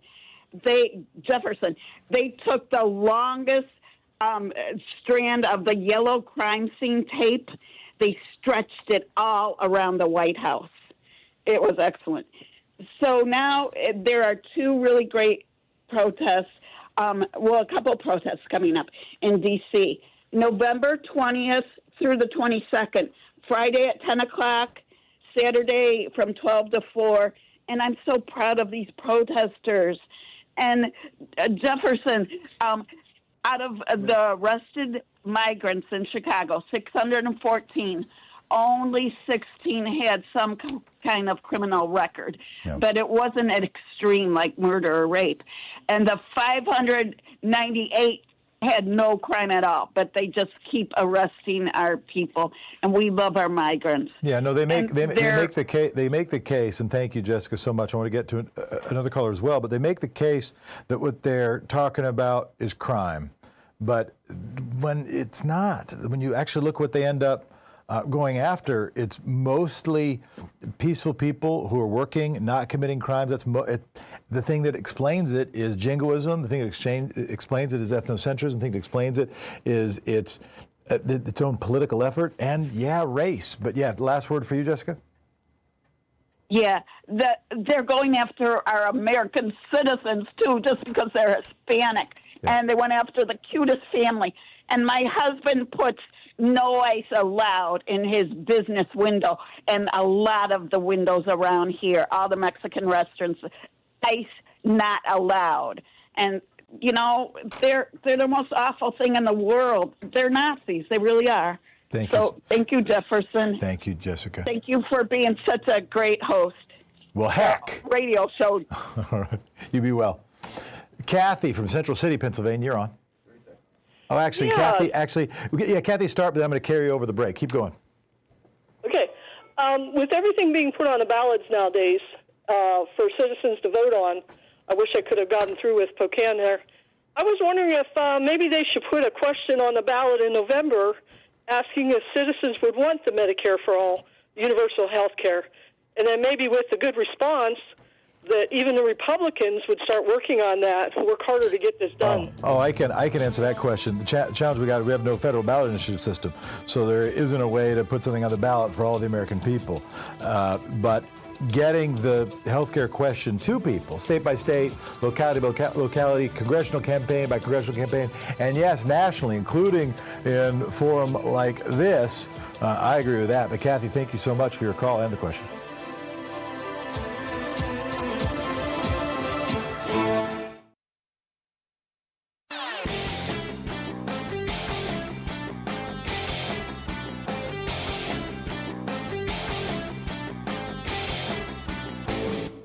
Change starts with you. You can be calling your Democratic or Republican representatives to let them know what you think by calling 202-224-3121. It's the Capitol switchboard. It'll get you right through to them. So Richard Nixon was a crook, but not a lot of Americans knew that in 1960. But he lost to John Kennedy, not because he was a crook, but because he didn't know how to use television. He refused to wear makeup during the debates. Jack Kennedy understood television, and it was why he was so widely popular. Calvin Coolidge was the first president to use radio in 1923, but Franklin Roosevelt did his fireside chats starting in 1933, just after he was inaugurated, and they were often listened to by a third of Americans. That's why he got reelected 3 times. He was elected 4 times to president. If Joe Biden had done the same thing during his 4 years, reaching all the American people every week, using social media, the new media, because that was radio and television back in the day, he would be in the White House right now, or Kamala Harris. There's a whole article about this, how Democrats need to get with the plan. They need to figure out how to use social media and get some charismatic candidates out there. Over at HartmannReport.com is titled Democrats' Fatal Flaw. Check it out.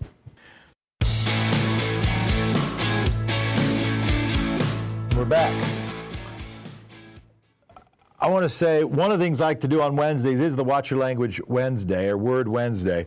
What are things, and I'll ask it again at the top of the hour, but what are things that, because we've got a couple lines open, where are places where we need to improve our verbiage? Where are places we need to improve our rhetorical architecture? What are things that, not only new issues we need to bring up, but arguments we need to be making and the ways we need to be making them? I'll go through a list of some of mine at the top of the hour, some of the ways that I think we can help work with one another to have a better set of rhetorical scaffolding around our arguments and around our policy priorities. But let's go to your calls. Brian from Albuquerque, New Mexico, you're on the air. In regards to what you just stated, I think we need more holistic solutions. We need to bring issues together and see how they fit together. Yep. And, we have a lack of affordable housing, a general affordability crisis, lack of adequate health care.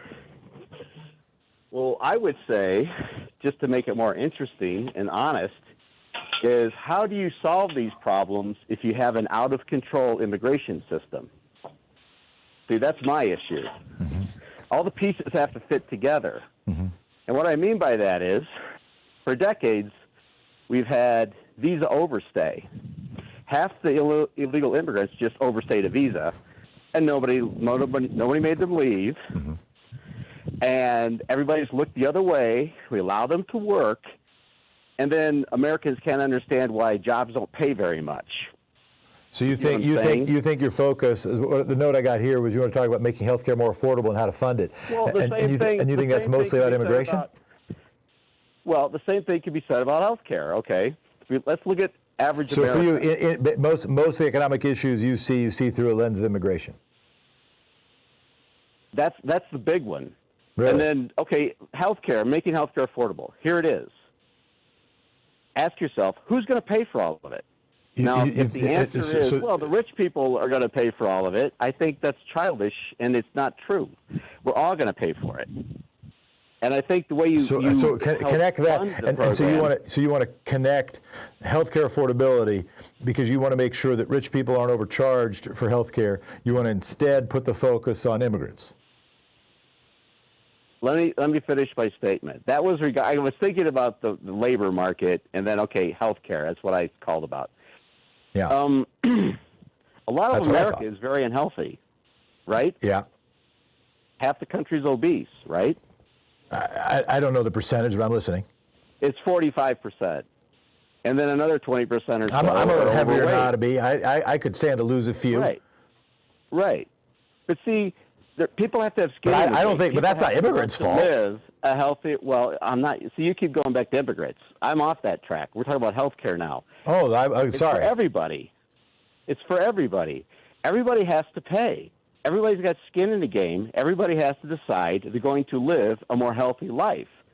Because if you look at the top 5 maladies in the United States, it's mostly related to behavior. It's the food you eat, the booze you drink, the drugs you take. Mm-hmm. You're not getting any exercise. It's also where we live. Okay, like buses. A lot of people inhale diesel fumes that live in cities. We should put a tax on diesel fuel to help fund health care for people with asthma. I'd be all for that. That's what I mean. Everybody has to pay, and it's going to make everything more expensive in a way for everybody. All right, Brian. Well, I'm just going to let your call linger because I don't have a particular response to the buses thing or the... Yeah, but I appreciate your call. I definitely appreciate you listening. Darcy from London, I think it's Kentucky. I didn't know there was a London, Kentucky. Shows you what I know. Go ahead, Darcy. Hey, how are you? I was listening to the gentleman before you, and I have a few rebuttals. It sounds like a song 10 years gone by in the group, but I mean, he personifies that group as far as tax the rich, feed the poor until they're rich no more.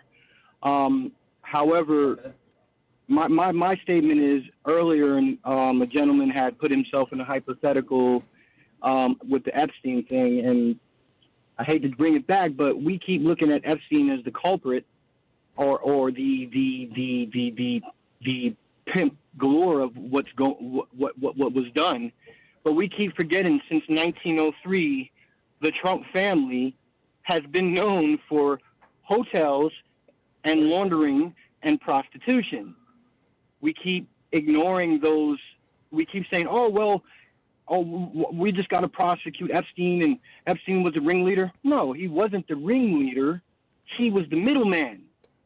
And we keep. And who do you think should get more focus? Trump, always, man. Trump is, listen, his family is known to run prostitutes. This is nothing new. He's been sex trafficking girls from Europe since 1903. Send us a source on the 1903 thing. Some of that's news to me. I got it right now. All right, send it to us. But we're going to break, and this is, I don't know if it's the last few minutes, but Anything Goes Wednesday. I'm enjoying it. Enjoying all of you. Hope you're enjoying it. Be right back.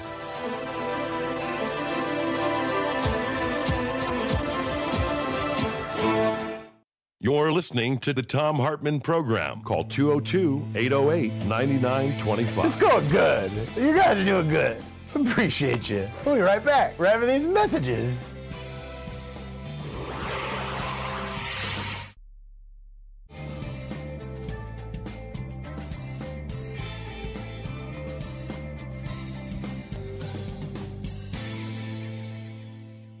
Book today in the Thom Hartmann Book Club is Unsettling Truths, the ongoing dehumanizing legacy of the doctrine of discovery by Mark Charles and Soon Chan Ra.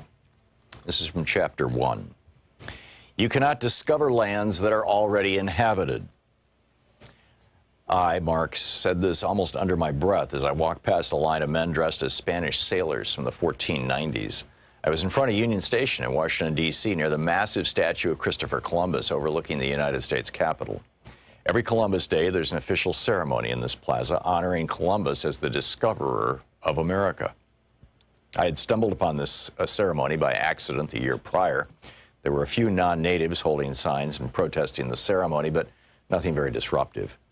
I went back the following year primarily out of curiosity. I wasn't intending to protest, nor did I want to make a scene. As I walked up behind the statue and approached the group of men dressed as Spanish sailors, the words just came out of my mouth. You cannot discover lands already inhabited. As I walked further down the line, I said it again, this time a little louder. You cannot discover lands already inhabited. As I continued walking, I came to the front of the line where a group of men dressed in suits were standing. I repeated myself, making sure they could hear me. You cannot discover lands already inhabited. Suck it up, was the reply I heard as I kept walking. By this time, I'd walked around the statue and reached the front where a small stage had been erected and chairs set up for people to watch the ceremony. It hadn't started yet, but more than half the audience was seated waiting for it to begin. So I stopped near the center, turned toward the crowd, and in a calm but loud voice I said to the people, you cannot discover lands already inhabited.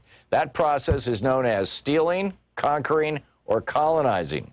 The fact that America calls what Columbus did discovery reveals the implicit racial bias of the country, that Native Americans are not fully human. Quickly, one of the white men dressed in a suit walked over and interrupted me. You are not welcome here, he said as he grabbed my arm and began walking me away. I attempted to explain the inappropriateness of both celebrating this holiday as well as hosting this ceremony, but instead of engaging in conversation, he threatened me with arrest and escorted me from the area. As I walked away from the gathering, I was amused at his words and the irony of their context.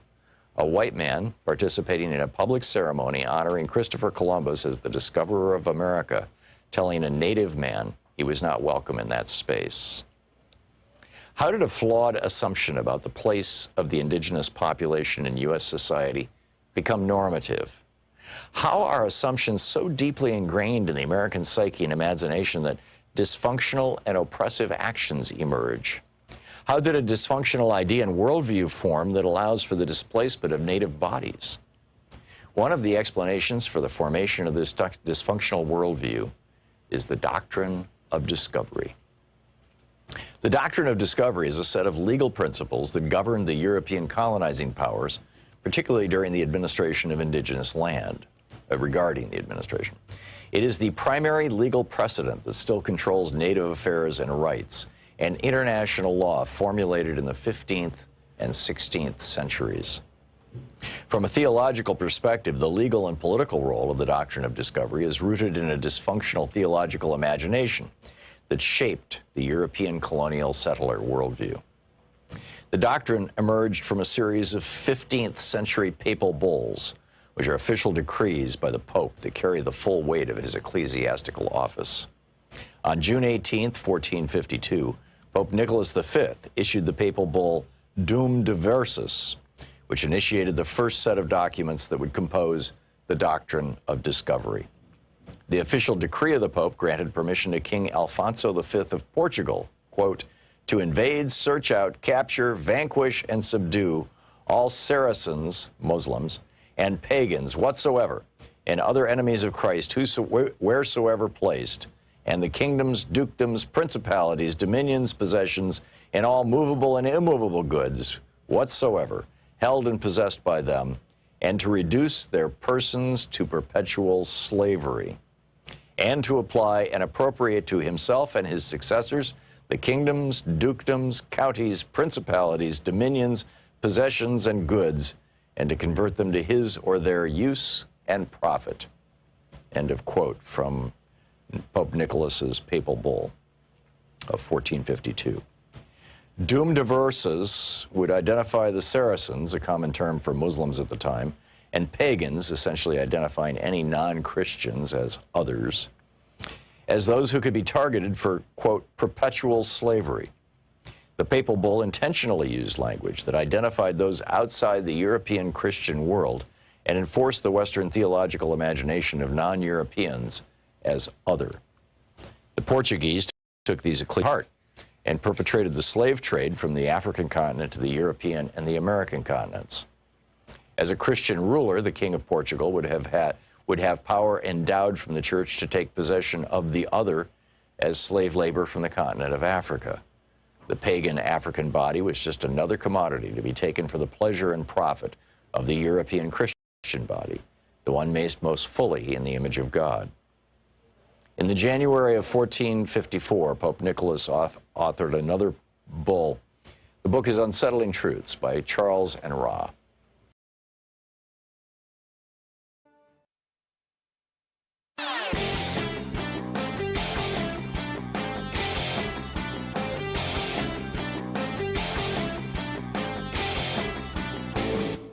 Share the Thom Hartmann program with your friends. Our podcast, The Hartmann Report, is absolutely free and available wherever fine podcasts are available. And the entire 3-hour podcast is available over at thomhartmann.com. A lot of people wonder, where did this whole right-wing movement to basically gut our freedoms and end DEI and all this other, where did this all begin? It all started back in 1951 with a book called The Conservative Mind, From Burke to Eliot by Russell Kirk. And he argued that if the middle class ever got too big, you'd see young people and women and racial minorities all get up on their hind feet and start protesting and basically screwing up America. And in the 50s, even Republicans thought he was nuts. But then the 60s happened and all those protests, and suddenly Republicans thought, yeah, he's right. We've got to destroy the middle class, or at least cut it back. And that was Reagan's mandate when he came into office in 1981. There's a whole article about this. You can read all the details. It's titled The GOP's 60-Year Conspiracy to Kill Our Democracy. None dare call it treason, but I will. Over at HartmannReport.com. Check it out. All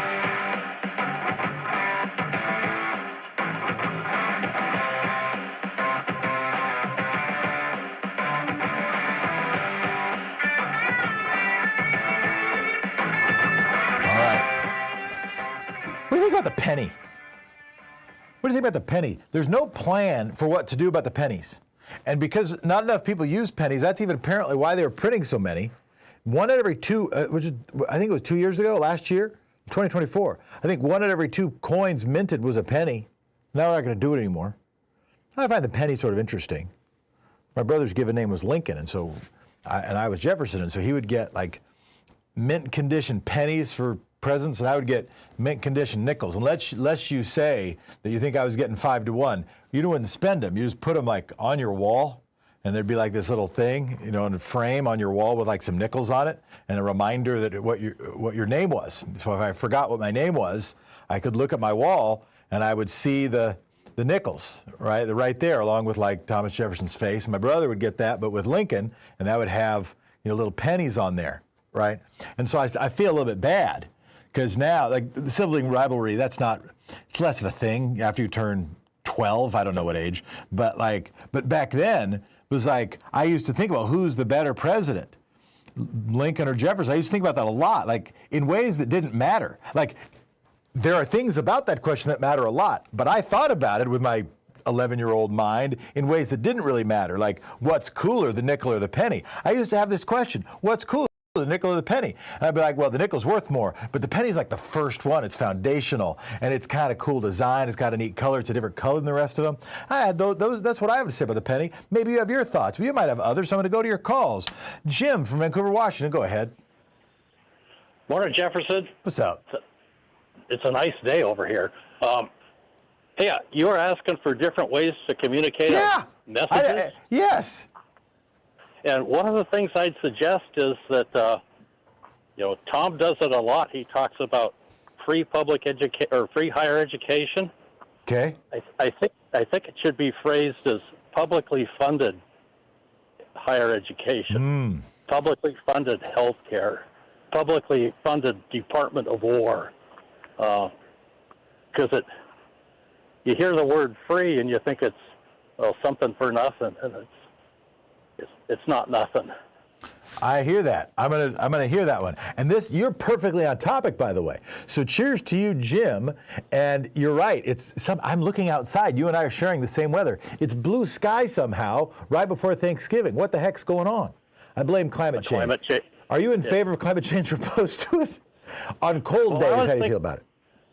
I'm thinking about planting orange trees and olive trees, but I'm 77, so I'm not going to see. Well, you will plant trees, the shade of which someone else will enjoy. That is one of the most moral things one can do. But I will say that I am told that over time we're going to be, and not that long from now, the Portland, Oregon weather is going to be like Santa Barbara. Santa Barbara is real nice. It is. It is. That's why everybody's leaving there and coming here in anticipation of the kind of bleak future. Yeah, and that's why all these people are driving SUVs, so they can speed that up. Try to make it nice here. We're not in favor of climate change here. We're not in favor of, even in bad weather days. Jim, thank you very much. Okay, thanks, Jefferson. You're the best. All right, Tim from Long Island.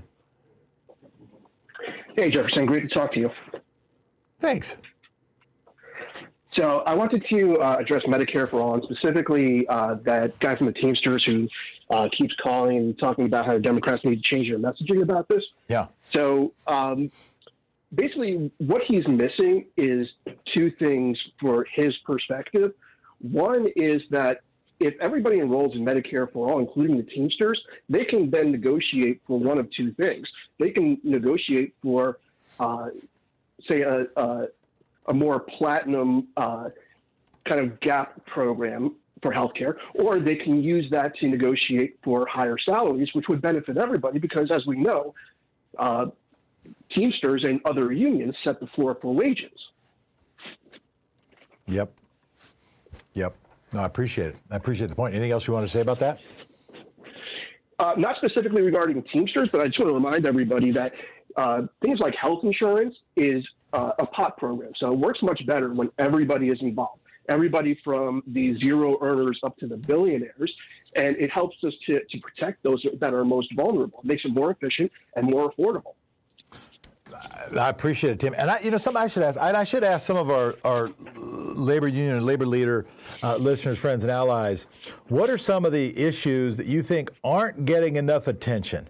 That when the right-wing propaganda machine goes and occupies the TV screens and phone screens and laptop screens and brains and attention spans and radio dials within so many working class neighborhoods and communities and congressional districts and legislative districts in the country, what ends up getting drowned out? What's getting forgotten? What aren't we thinking about? We are thinking about affordability. We're thinking about some about wages. We're talking here about healthcare. But what are we missing? I mean, I'll give you a weird example, right? Like, I know that ALEC, I know that Project 2025, I know the right-wing policy apparatus doesn't care about OSHA.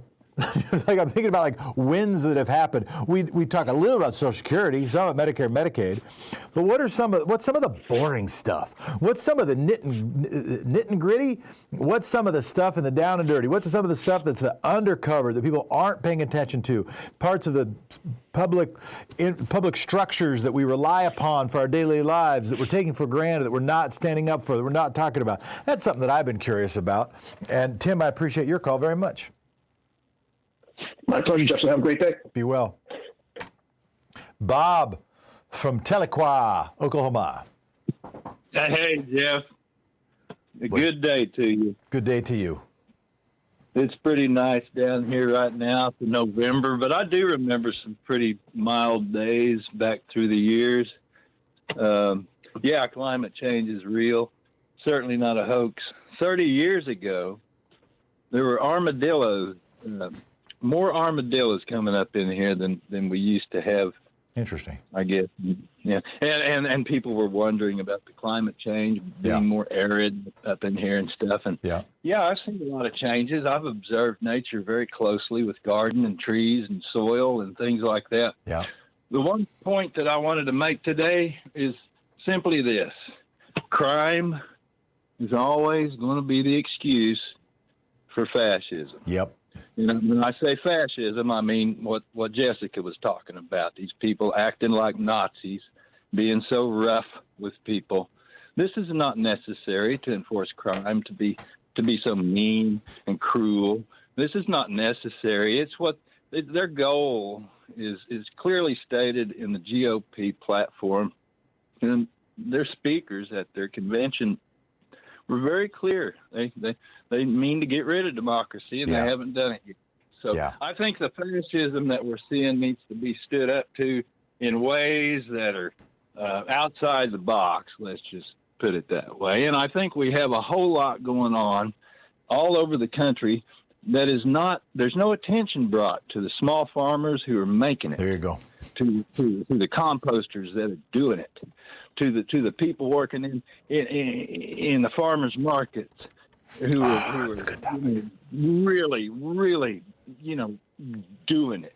And I think more attention needs to be there. Let me respond to that. Let me stick around for a second. Let me respond to that. Okay, this is going to seem like a medium-sized way around the barn, but bear with me just for a moment.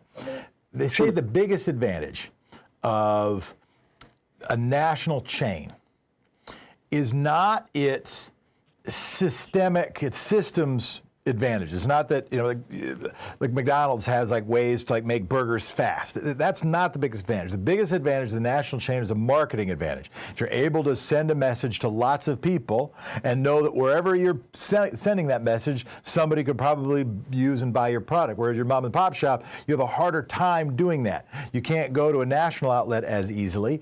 You have to figure out how to go, and with local journalism going down the drain a little bit, it is harder to do that. And that's related to what you just said. The larger agribusiness, maybe not even worried about the marketing, but that small, that farmer's market level farmer, producer, bundler, manufacturer, seller has a harder time, setting aside if they don't have industrial scale production.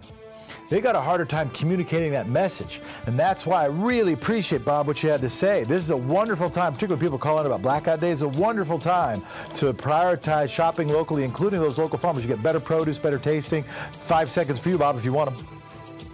Well, thank you. That's fine. Good plug. Thank you, Jeff. No, it's a great point. It's a great point. We'll be right back, right after this. You're listening to Thom Hartmann. Visit thomhartmann.com for audio and video archives. Somebody pinged me yesterday and said driving a Tesla was a major turnoff. I'm just saying. They did. And they didn't want to call in, but they pinged me to say that.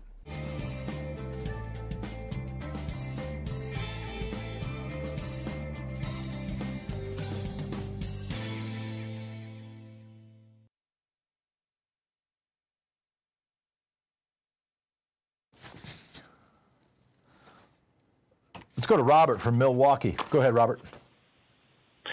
Yeah, hi. Well, I just wanted to say that the Democrats who voted for the shutdown last week were geniuses because we didn't want to wait for some kind of major air casualty crash.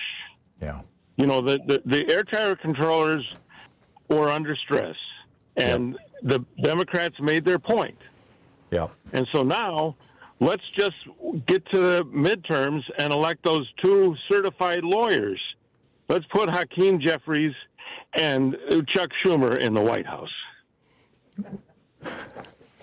Robert, well, thank you. I'm not exactly sure that's how it works, but you never know, man. I mean, things are getting weird around here, and I don't know left to right. Well, you got to impeach Trump, but you got to have the votes in the House and the Senate, so that there is very few excuses for not voting coming up here next November. No, I appreciate Very few that. excuses. And it ain't too early. And right now, the new NPR Marist poll coming up with Democrats 14 points up, Republicans, and a generic who would you vote for in Congress. And that's the biggest that gap has been since the last time Democrats won something like, 40 seats and swept out Republicans out of the House. So it's an important point. And it is important. And it has occurred to me, right? And Representative Pocan's views this morning when he shared, I think probably with the majority of our listeners, and roughly speaking with me, although I'm a little less pointed than he is, that argument was being won. There was a chance to actually get something more out of the deal rather than putting Mike Johnson back to having his gavel of silliness. But you raise a really important point, and one that I have said and we have talked about, that the 7+1 members of the Senate who shut down the shutdown, it did at least. Now, if there is a crisis over the holidays, if there's a crash, if there's something that's happened because of DOGE, because of Trump's defunding of public structures with respect to health, with respect to flight safety, that won't be because of Hakeem Jeffries or Schumer or Angus King. It's an important point, Robert, and I appreciate it. Right. Well, people just can't forget. There is very few excuses for not voting next November. There you go. And we can have impeachment, and we can have majorities in the Senate and the House if people just focus. There you go. There you go. Pauline, you got slogans from Los Angeles. Where in Los Angeles do you live? And by that, I mean, what's your address, and can I come over? Sure, because it's nice and blue skies over here, too, in northeast Los Angeles, Highland Park.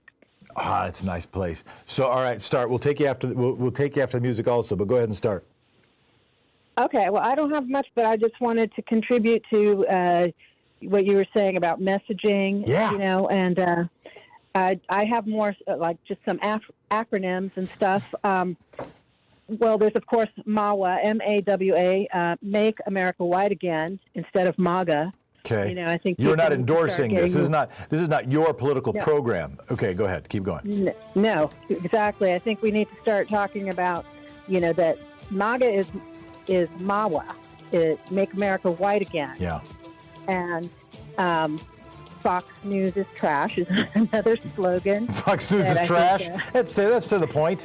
It's not. Yeah, to the point. Yeah. But I have another one. All right, let's take that one right after the music. Everybody, wait with bated breath. It's going to be a good one.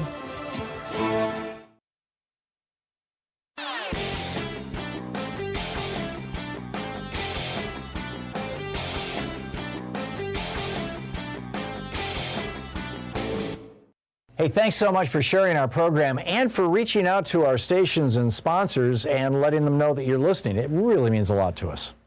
So have you noticed that the Republicans are pretty much not talking about a constitutional convention anymore? They used to be gung-ho to rewrite the Constitution. They wanted to put corporate personhood in there. They wanted to change it so that women can't vote. They wanted to do away with the election of senators, repeal the 17th Amendment, take us back to them being appointed by the states. They had all these they wanted to outlaw labor unions, all these weird ideas, but they've stopped talking about it. I mean, they're still moving forward on it, but it's not.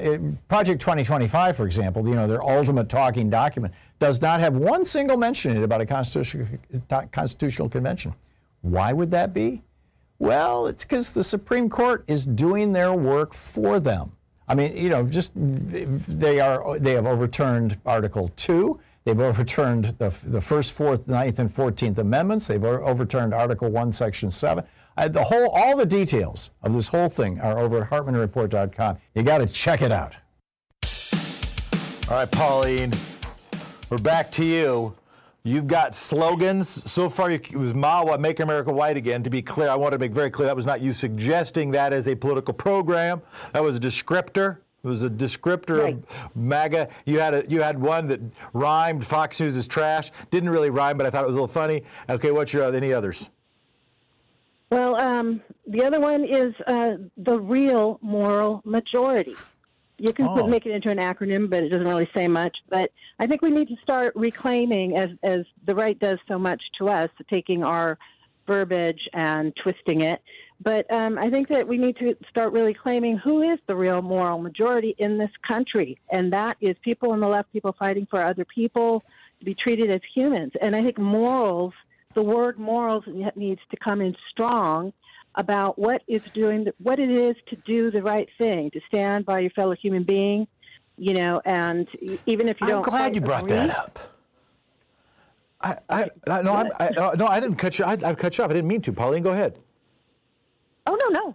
Go ahead. I mean, because I feel like I get a lot of that from your, discussions as well, that, and that we need to bring it up as in political conversations, in the politicians and what they're saying, and bring up morals. I mean, that's what Reagan, the whole Reagan movement did. Just they claimed that they were the moral majority, but now we can see that's really not it. No, I appreciate it, Pauline. Thank you for the call. And yeah, it'll be enjoy yourself in Northeast Los Angeles during the wintertime when so many other people are cold.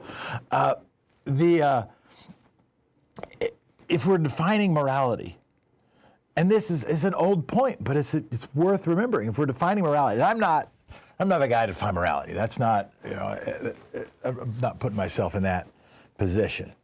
But, and I'm sure I'd say do as I do and everything's going to be great. That is not what I think.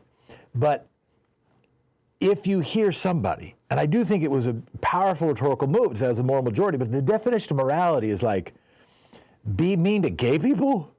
It's not a very good definition of morality. If it's like limit women's freedom, also not a great definition of morality. It's like be extra mean to immigrants. It's not a very persuasive view of morality. Like, don't fund health care for poor people. I don't know if that sounds like a great definition of morality either. I think the morality thing, the worm is sort of turned on that deal. And if there are people out there who do feel more comfortable than I trumpeting morality, then I think you've got some wind at your back. I think you have smooth sailing ahead. Or if it's rough seas, at least, you've got a good engine. I'll continue to dabble with various analogies and metaphors to make the point, but I think you get it. That ultimately, and with a little bit of seriousness, what do we stand for as people? What do we stand for as a country? And if it's not just self-interest, what are we going to call it? Maybe it's values, maybe it's morality, maybe it's compassion, maybe it's something else related to democracy. But if you're going to run based on something that's deeply important, it should be something important beyond just exclusion, other than just giving power to the powerful at the expense of the powerless. That doesn't feel very moral, very compelling, very compassionate, very related to good values. I don't know. David, you're on the air. Thanks, Jeff. Your caller, the anti-immigrant guy who said we can't afford universal health care, fails to understand that if we take away the obscene profits from the insurance companies and the pharmaceutical companies, we can afford universal health care. And as for his anti-immigrant stance, what he also doesn't understand is if you live long enough, we're all going to be climate refugees because of conservative ideology. Yep. So I want to plug Troy and Brennan, who's written a book about the prediction, is a professor at Harvard Medical School, a prediction moving towards, not advocating for it, but a prediction of moving towards single-payer health care, because in his estimation, it's the only way the math is going to work. It's just the only way the math is going to work. And it is true that the folks who are pushing for Health Care for All Oregon, HCOA organization here, when they did their arithmetic, it did save significant money. Of course, you're not going to hear that on Fox News. John from Minneapolis, you are on the air. You got like 50 seconds. Well, I hope I can do it in 50 seconds. But I'm referring to one caller who had said that, that since 1903, I guess the suggestion was that the Trump family have been pimping, that long. But actually, it's quite true. And the source of the information that I I'm surprised that not everybody has read this book. I keep it near my Bible. The Making of Donald Trump by David K. Johnston. He's a New York Times Pulitzer Prize winner. He's a lawyer like you, and keep going, and then we'll carry over. You got like 5 seconds.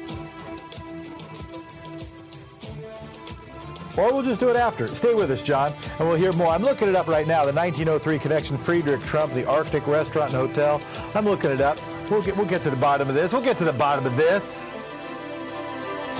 Coming right back. On the Thom Hartmann Show. I'm Jeff. You're listening to Thom Hartmann.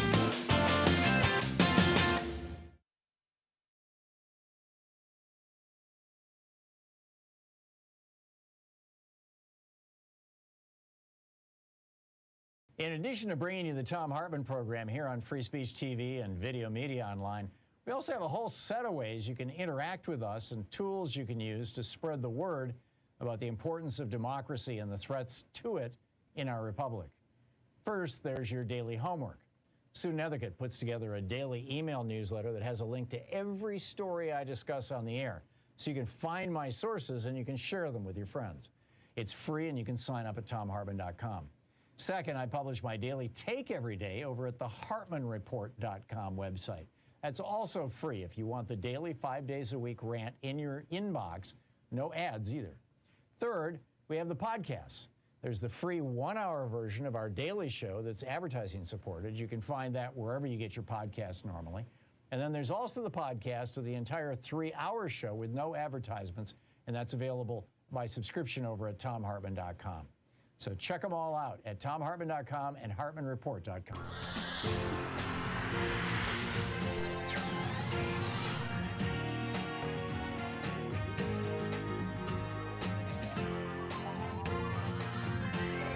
We say fight back!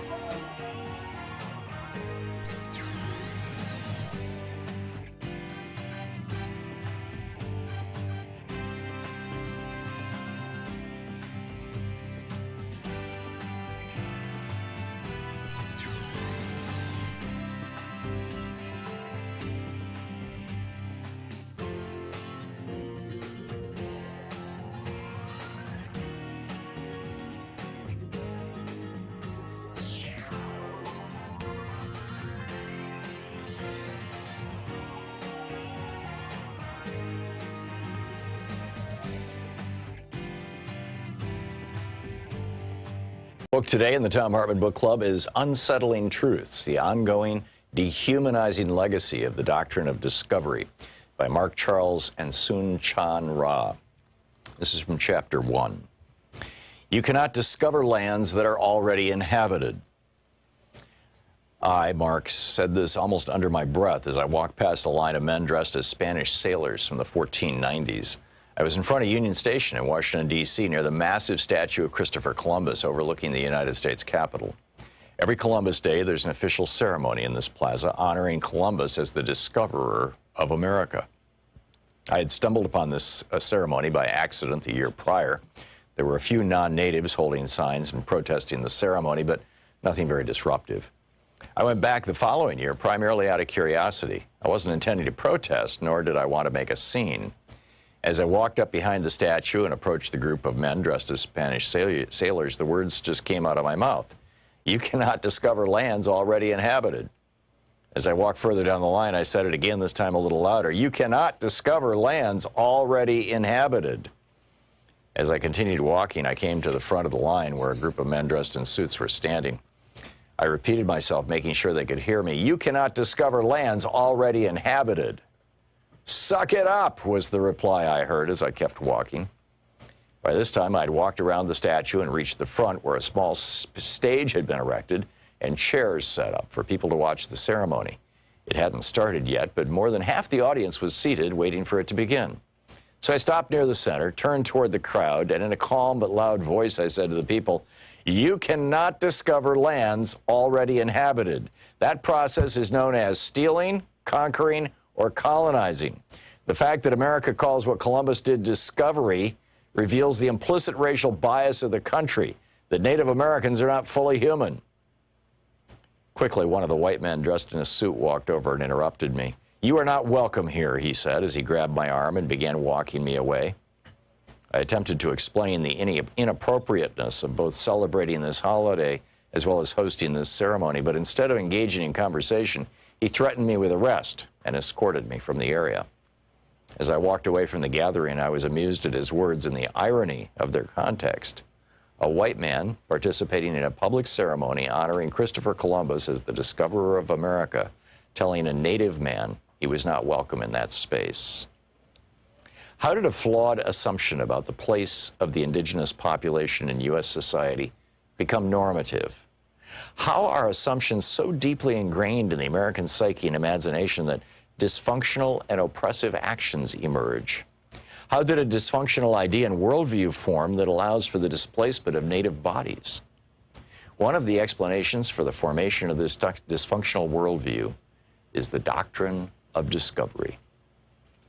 The doctrine of discovery is a set of legal principles that governed the European colonizing powers, particularly during the administration of indigenous land, regarding the administration. It is the primary legal precedent that still controls native affairs and rights, and international law formulated in the 15th and 16th centuries.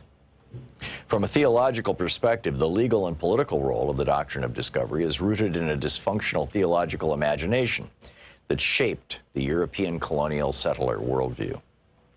The doctrine emerged from a series of 15th century papal bulls, which are official decrees by the Pope that carry the full weight of his ecclesiastical office. On June 18, 1452, Pope Nicholas V issued the papal bull Dum Diversus, which initiated the first set of documents that would compose the doctrine of discovery.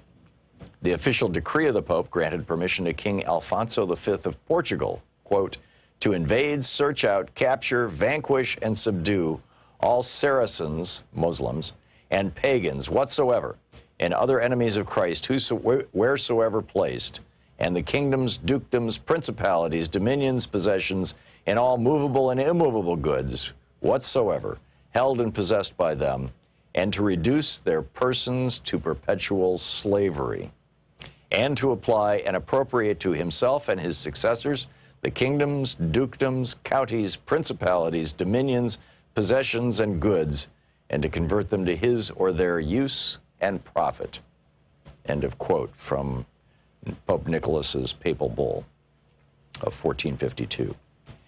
Dum Diversus would identify the Saracens, a common term for Muslims at the time, and pagans, essentially identifying any non-Christians as others, as those who could be targeted for, quote, perpetual slavery. The papal bull intentionally used language that identified those outside the European Christian world and enforced the Western theological imagination of non-Europeans as other. The Portuguese took these ecclesiastical statements to heart and perpetrated the slave trade from the African continent to the European and the American continents. As a Christian ruler, the King of Portugal would have power endowed from the church to take possession of the other as slave labor from the continent of Africa. The pagan African body was just another commodity to be taken for the pleasure and profit of the European Christian body, the one made most fully in the image of God. In the January of 1454, Pope Nicholas authored another bull. The book is Unsettling Truths by Charles and Ra.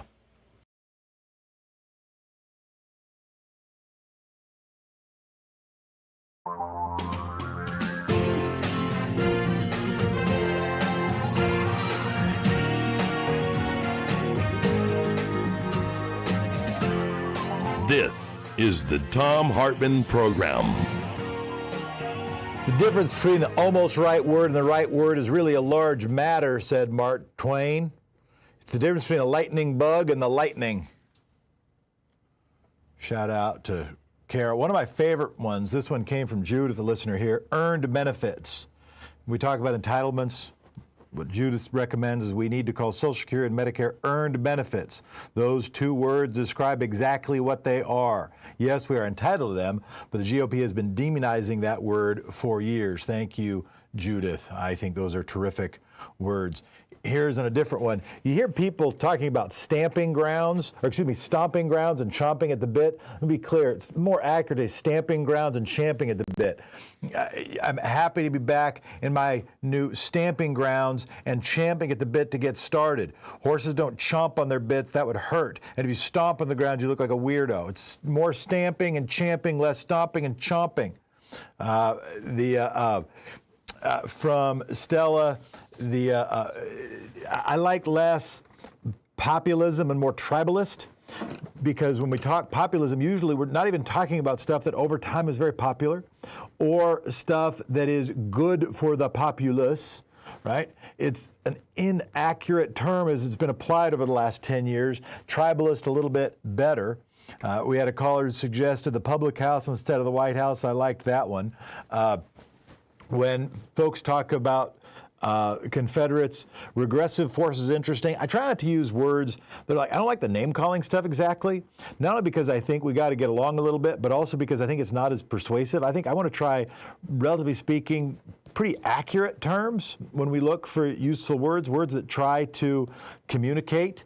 I do like the word Confederates when it comes to the allies of this current president, of people who want to sort of, the MAWA call that just happened, Make America's White Again.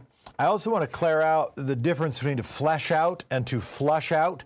To flesh out is to give something substance, to make it fuller or more nearly complete.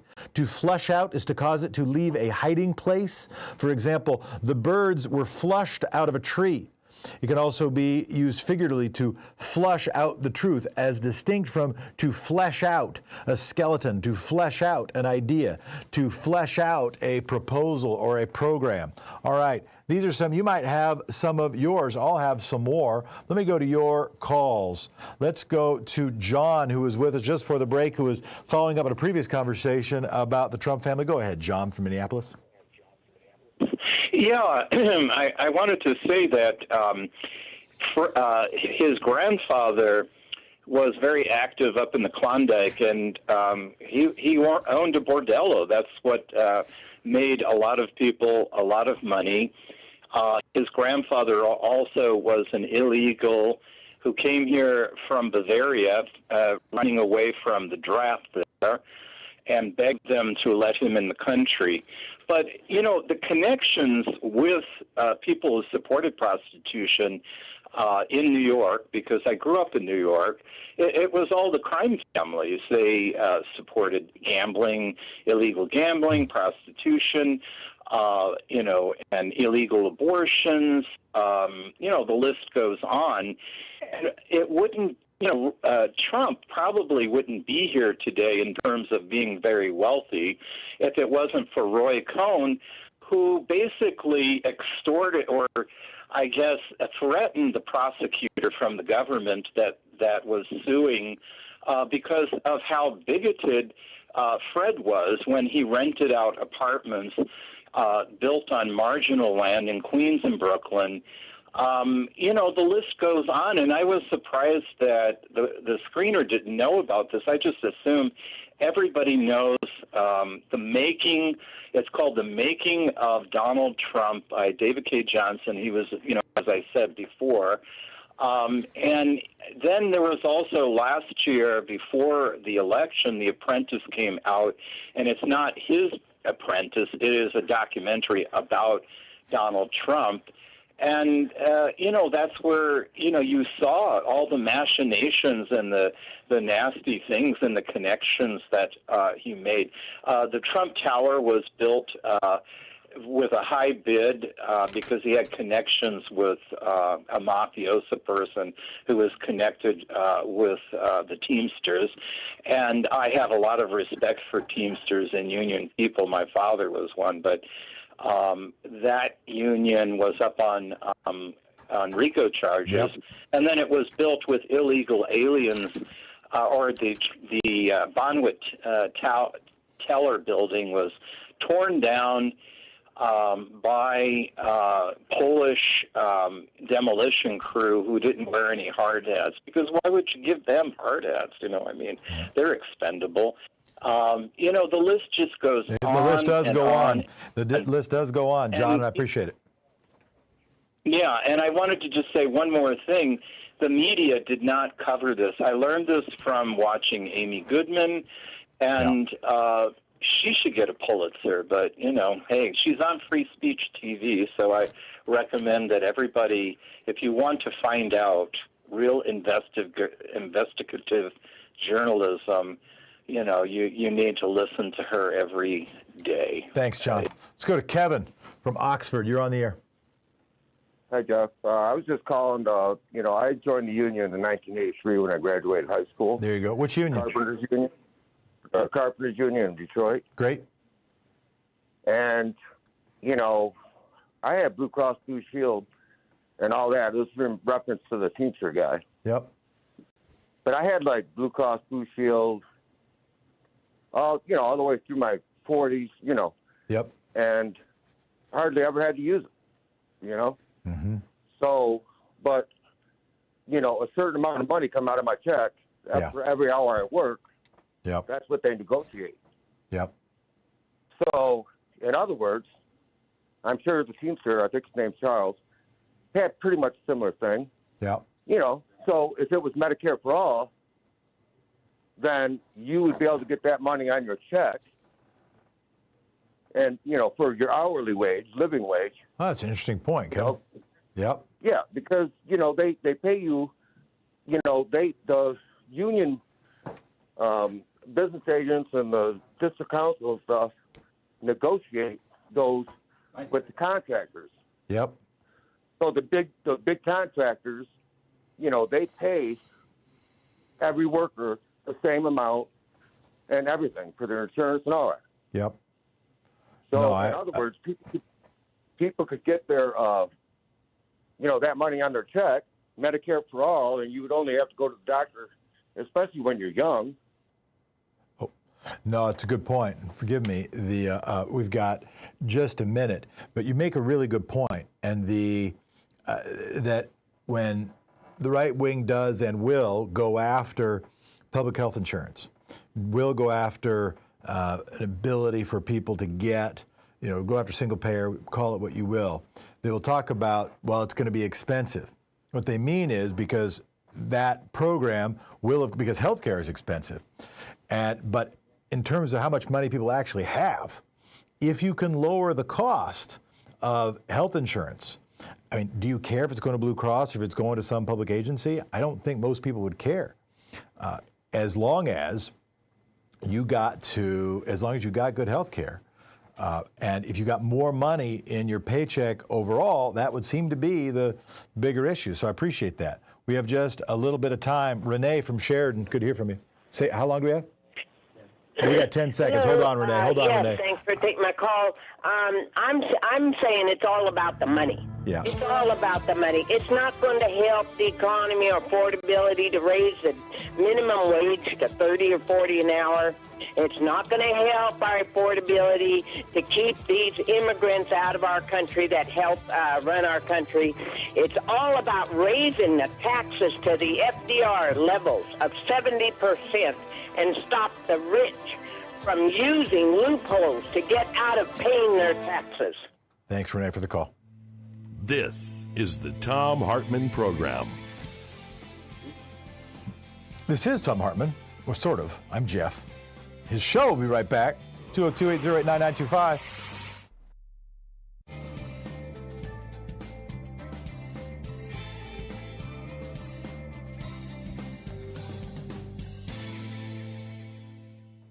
Wayne from Battleboro, North Carolina. You might be on the road. Go ahead, Wayne. Actually, I'm in Iowa. All right. Hey, the person that said that taxes, that take care of people that have asthma, that they feel that it's caused by the fumes from diesel engines, so they need to tax our diesel. Well, diesel is a byproduct from the gasoline manufacturing process, firstly. Secondly, that's why it used to be when diesel was 75 cents when gasoline was $1.50, is because it was literally a junk byproduct back then. We now have diesel exhaust fluid, and that diesel exhaust fluid is what they use to prevent all those chemicals from going out into the air. That's why big trucks don't blow black smoke like they used to.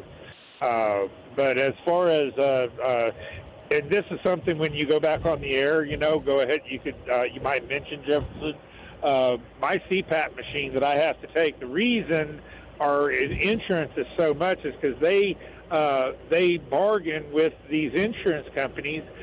My CPAP machine cost $1,075. What do you think the cash price on my CPAP machine is, Jefferson? Oh, I have no idea. $299. I don't know. You tell me. 300. Yeah, pretty close. 305. I was pretty close. All right. Yeah, pretty close. But the cash price of 305 versus 1,075. Yep. Is that's why. Okay. So here's my thing. This is actually let me respond to that real quick. Let me respond to that, and then you make your other point. A key thing to understand is a major piece of the strategy around healthcare costs is around billing confusion. It's people not letting people know how much stuff costs, making sure, not knowing what things are good, that information thicket is so much of what is driving, is so much what the kind of profitable strategy is in healthcare and driving up healthcare costs in the healthcare industry. But go ahead, Wayne. Could you possibly mention on air, though, Jefferson, that I had a doctor actually told me, sir. He said you always have a right to ask what the cash price is at anything or any procedure that you have done or any medication, anything that you have. You always have the right to ask what the cash price is. Heck yes, I'll say that. And but if you have. In fact, Wayne, let me do this. Wayne, let me put you on hold. I want to take you back. Is that okay? I'm going to put you on hold and take another call, and then I'll bring you back on. Is that all right? That's fine. Yes, sir. All right, just a sec. 1 minute. Daryl from Atlanta, you're on the air. Jeff, my name is Daryl from Atlanta. Hello, Daryl from Atlanta. How you doing, bro? I need some help. I need therapy. I'm a black man. I'm 65 years old. Me too. And you got to help me. Okay. Look. I'm the diaspora. You're a white guy. Please tell me, white America, what is it about this man that makes him untouchable? I'm speechless, my brother. I just don't get it.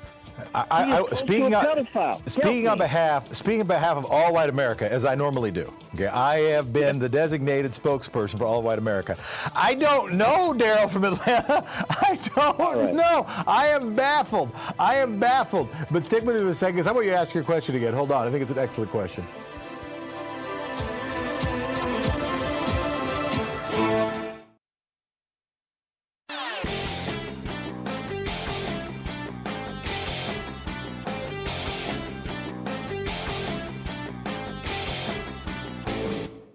Missed my opening rant today? It's usually published over at HartmannReport.com, where you can read it and share it with your friends for free. Check it out, HartmannReport.com. When Ronald Reagan took over America in 1981, we handed him a brand gleaming new country. Franklin Roosevelt, Harry Truman, Dwight Eisenhower, Jack Kennedy, they had built America. We had brand new schools, brand new hospitals, brand new interstate highway systems, brand new airports, infrastructure. We were the envy of the world. And then Republicans came along and they said, well, you just cut the top tax rate from 74% down to 27%, and everything will trickle down. Instead, what do we get? Billionaires and poverty. They said, hey, just deregulate guns, an armed society is a polite society. Instead, we've got more school shootings than anywhere in the world. They said, just kill off civics and history classes in our schools and liberate our young people to focus on science and math. Now we've got people who don't know how our government works. I mean, it just goes on from there. There's a whole rant about it over at HartmannReport.com titled FDR Saved America, Then the GOP Ripped Us Apart. Check it out. Daryl from Atlanta, Georgia, you had a question for me. I wanted you to repeat your question. Yes, and I apologize if I'm coming from a racial standpoint. I enjoyed it. I thought it was funny. I think it was good. I liked the way you asked it. I appreciated the candor. I'm not the language police. I'm the, doing the best I can police. Go ahead. Okay, and I'll make it quick. Look, I'm a black guy, 65 years old, serve my country. I'm an attorney, blah, blah, blah. I don't understand what it is about white America. And I'm sorry if I got to put it there, and I know people might get offended, but I'm older. I'm an old person. If white America says enough is enough on anything, it's going to happen. This thing with this pedophilia, to me, it's like it's the ultimate to me. I can deal with a lot of tomfoolery, but when it comes to messing with children, and these children are not just these are like blonde, blue-eyed, poor white girls that are being picked up, brother. You got to tell me, what is it about white America with a small W? What is it that white America, this is enough. This got to stop. You can't tell me this man is not some kind of way tied with Epstein, and they're doing some stuff that it's just bizarre. All right. Come on, man. No, please explain to me. I appreciate the question, and I appreciate the way you asked it, and I appreciate every part of it, and I'm going to give my answer as unsatisfying or satisfying as it might be. The first thing I said, which I'll say again, is I do like to consider myself the spokesperson for all of white America. Okay, I do think that I'm anointed as such. Okay, that's not true. But here, and my first answer is, as I said during the break, is I don't know. It baffles me. I'm not going to just dodge the question. I'm going to say more. But I should say, if I were the spokesperson for white America, I would ask, hey, please clarify, white America, your position, because as your spokesperson, I do not understand your position in backing this guy up. I will cite some stuff from Ta-Nehisi Coates, who described Trump as the first white president. I do think a lot of this is through a racial lens. I don't want you to set that part of your question aside. I think a lot of it is from that I think so much. And I'm going to use another controversial example. Okay, I'm going to use the OJ example. We know that the percentage of African Americans in this country who thought OJ was innocent compared to the percentage of people in this country, the percentage of white people in this country who thought OJ was guilty, right? It was diametrically opposed. There was a feeling, according to polls within Black America, that it says, white America, you say whatever you want about OJ, this is our guy. I think that's happened with Trump. I think that there's a lot of white Americans, a lot of people who are, that when we had the caller who said it's MAWA, it's not MA with attitude, it's Make America White Again, MAWA, right? I do think that's a lot of what describes the MAGA movement, and that they're like, this is our guy, and set aside truth, set aside facts, set aside what might be in our longer term economic interest, what's actually better, more humane, what's actually Christian, set aside anything we might describe as values. This is our guy. And if you go after our guy, it's just going to make us more mad. And I think so much of the definition of our guy is whiteness. Is this guy being white, them being white, and saying, you're not going to attack whiteness anymore with all of your woke propaganda? I think that whiteness is a big part of it. So why is white America sticking with a white guy? I think it's too much of white America decide they want to stick with a white guy. And I think it's horrible. 2 minutes. Your turn, Daryl. I'll say this to you. I appreciate you telling me this. I understand it. I won't go back and tell you the flip side from a black person's perspective about OJ, because I actually thought the cat was guilty. I was an attorney. I looked at the fact. I thought, yeah, he's guilty. But with that aside, the only thing that's different between the two dichotomy, the two thought processes, that OJ trial did not affect my pocket. Oh, no. It's way different. To be clear, it's way different. OJ did not he did not contribute to the deaths of hundreds of thousands of people during COVID. It's way, way different. I'm only talking about the dynamic. And let me be a little sharper about it, but stick with it. I know I like this conversation. So good friend of mine from high school. Okay, so I was the token white guy in helping to start the hip hop radio, the black radio station in my town. Okay, and one of my dear friends from high school was sort of the leader of the effort. And when we would talk about this stuff, he'd say, Jeff, listen, it's not that I ever really thought, like, I think OJ did it, but I didn't want you to say he was guilty, right? We'd have this conversation that it did become a racial fight in this country. And I think that Trump has become, not because of people of color in this country, because of him, because of the MAGA movement, it did become a racial fight. They wanted to rage a racial fight in this country. I think that's a lot of what's going on. And it does mean that it's hurting people's health care. And it does mean that it's blinding people to, now they're talking about affordability. But Darryl, I want to give you the last word, because I don't equate Trump to OJ. I just try to use that one example to try to indicate when tribalism overcomes judgment and reason sometimes. And maybe, anyway, go ahead, your turn. You finish this out. Okay, well, it's going to be easy and simple. Listen, I appreciate the conversation. Now I can go run 5 miles. I feel much better. Have a nice day, brother. All right, man. Thank you so much for the call. Thank you so much for the call. I appreciate it. We'll be right back. This is Thom Hartmann Show. This is your show. I'm Jeff. I'm in this chair, here to help. Grateful to you all. Be right back with your call to try to get through the calls. And the big finish. You got anything for Watch Your Language Wednesday? I'm going to say, keep them from tearing down America, not cutting costs. They're tearing down America. Watch Your Language Wednesday. You're listening to the Thom Hartmann Program. Call 202-808-9925. 202-808-9925. That is the call-in number here.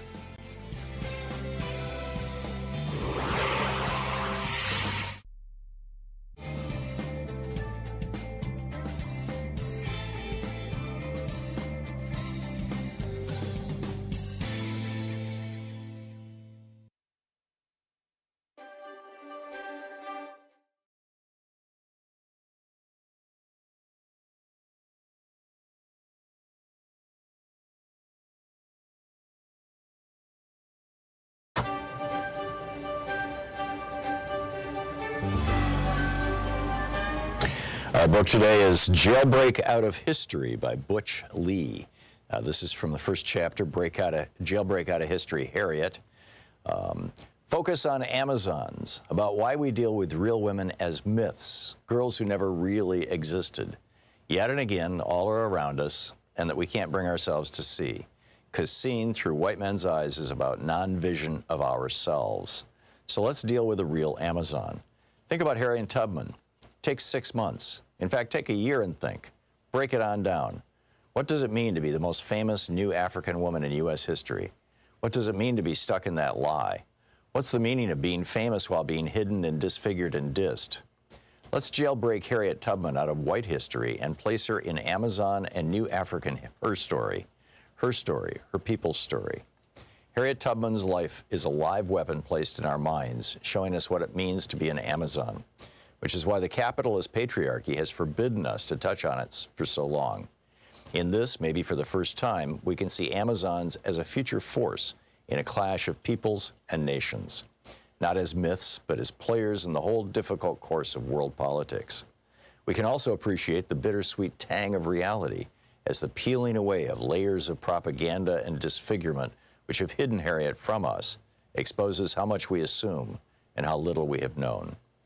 New African women have already pointed out the significant pattern of Harriet's exclusion. Cultural critic Bell Hooks said recently, if we could recover Ida B. Wells and Harriet Tubman to the extent that we've recovered, say, Zora Neale Hurston, I think that's an important contrast because people want to bury that revolutionary black female history. Historian Deborah Gray White connects Harriet's treatment to a larger pattern in the mainstream history of slavery, in which black women, quote, were reduced to insignificance and largely ignored, end quote. In examining the influential historian Stanley Elkins, she points out, quote, that Elkins seems to omit women altogether was accentuated by his description of slaves whom he identified as part of an American underground, those who never succumbed to Samboism. Among those mentioned were Gabriel, who led the revolt of 1820, Denmark Vesey, leading spirit of the 1822 plot at Charleston, and Nat Turner, an omission conspicuous by its absence, was Harriet Tubman.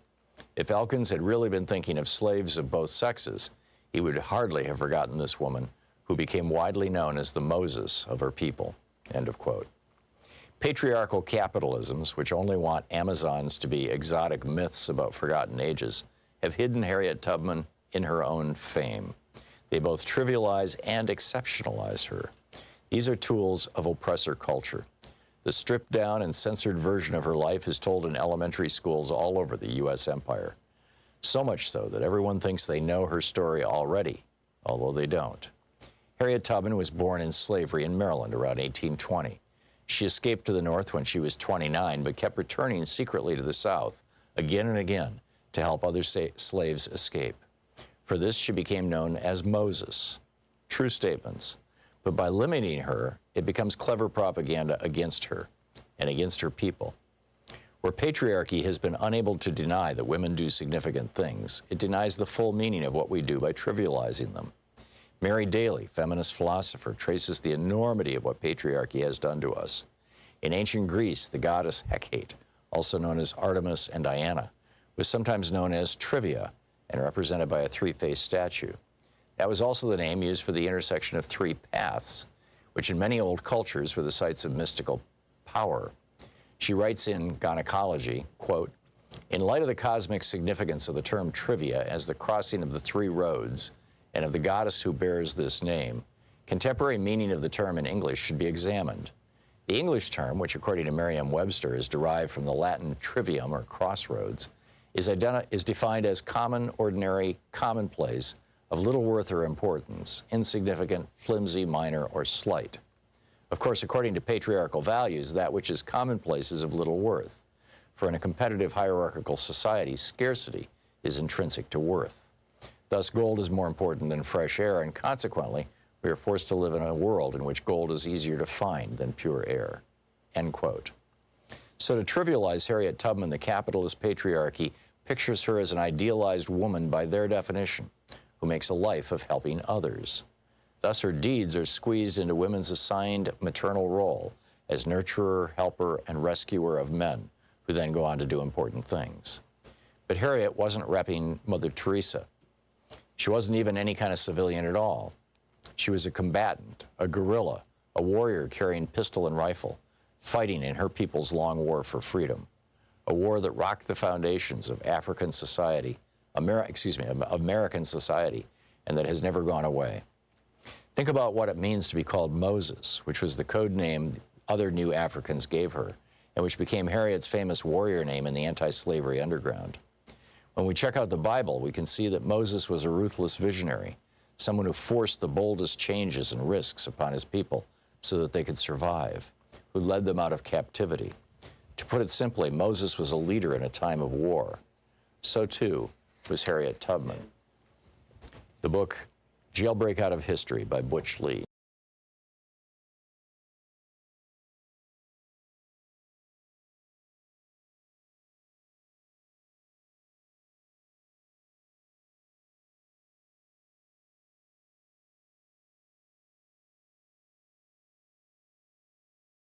Donald Trump debated Kamala Harris. He was asked about world leaders and whatnot, and he went off on this thing praising a guy named Viktor Orban and saying he's a tough guy, he's smart, he's the prime minister of Hungary, and he loves me, basically. So who is Viktor Orban? Well, it turns out Viktor Orban is a guy who took over Hungary in a regular election, the prime minister, and then turned it into basically a neo-fascist paradise for right-wingers. All the media is now controlled by right-wing oligarchs. He's packed the courts. He's changed the Constitution so that they have things like gerrymandering and voter suppression, so he always wins every election.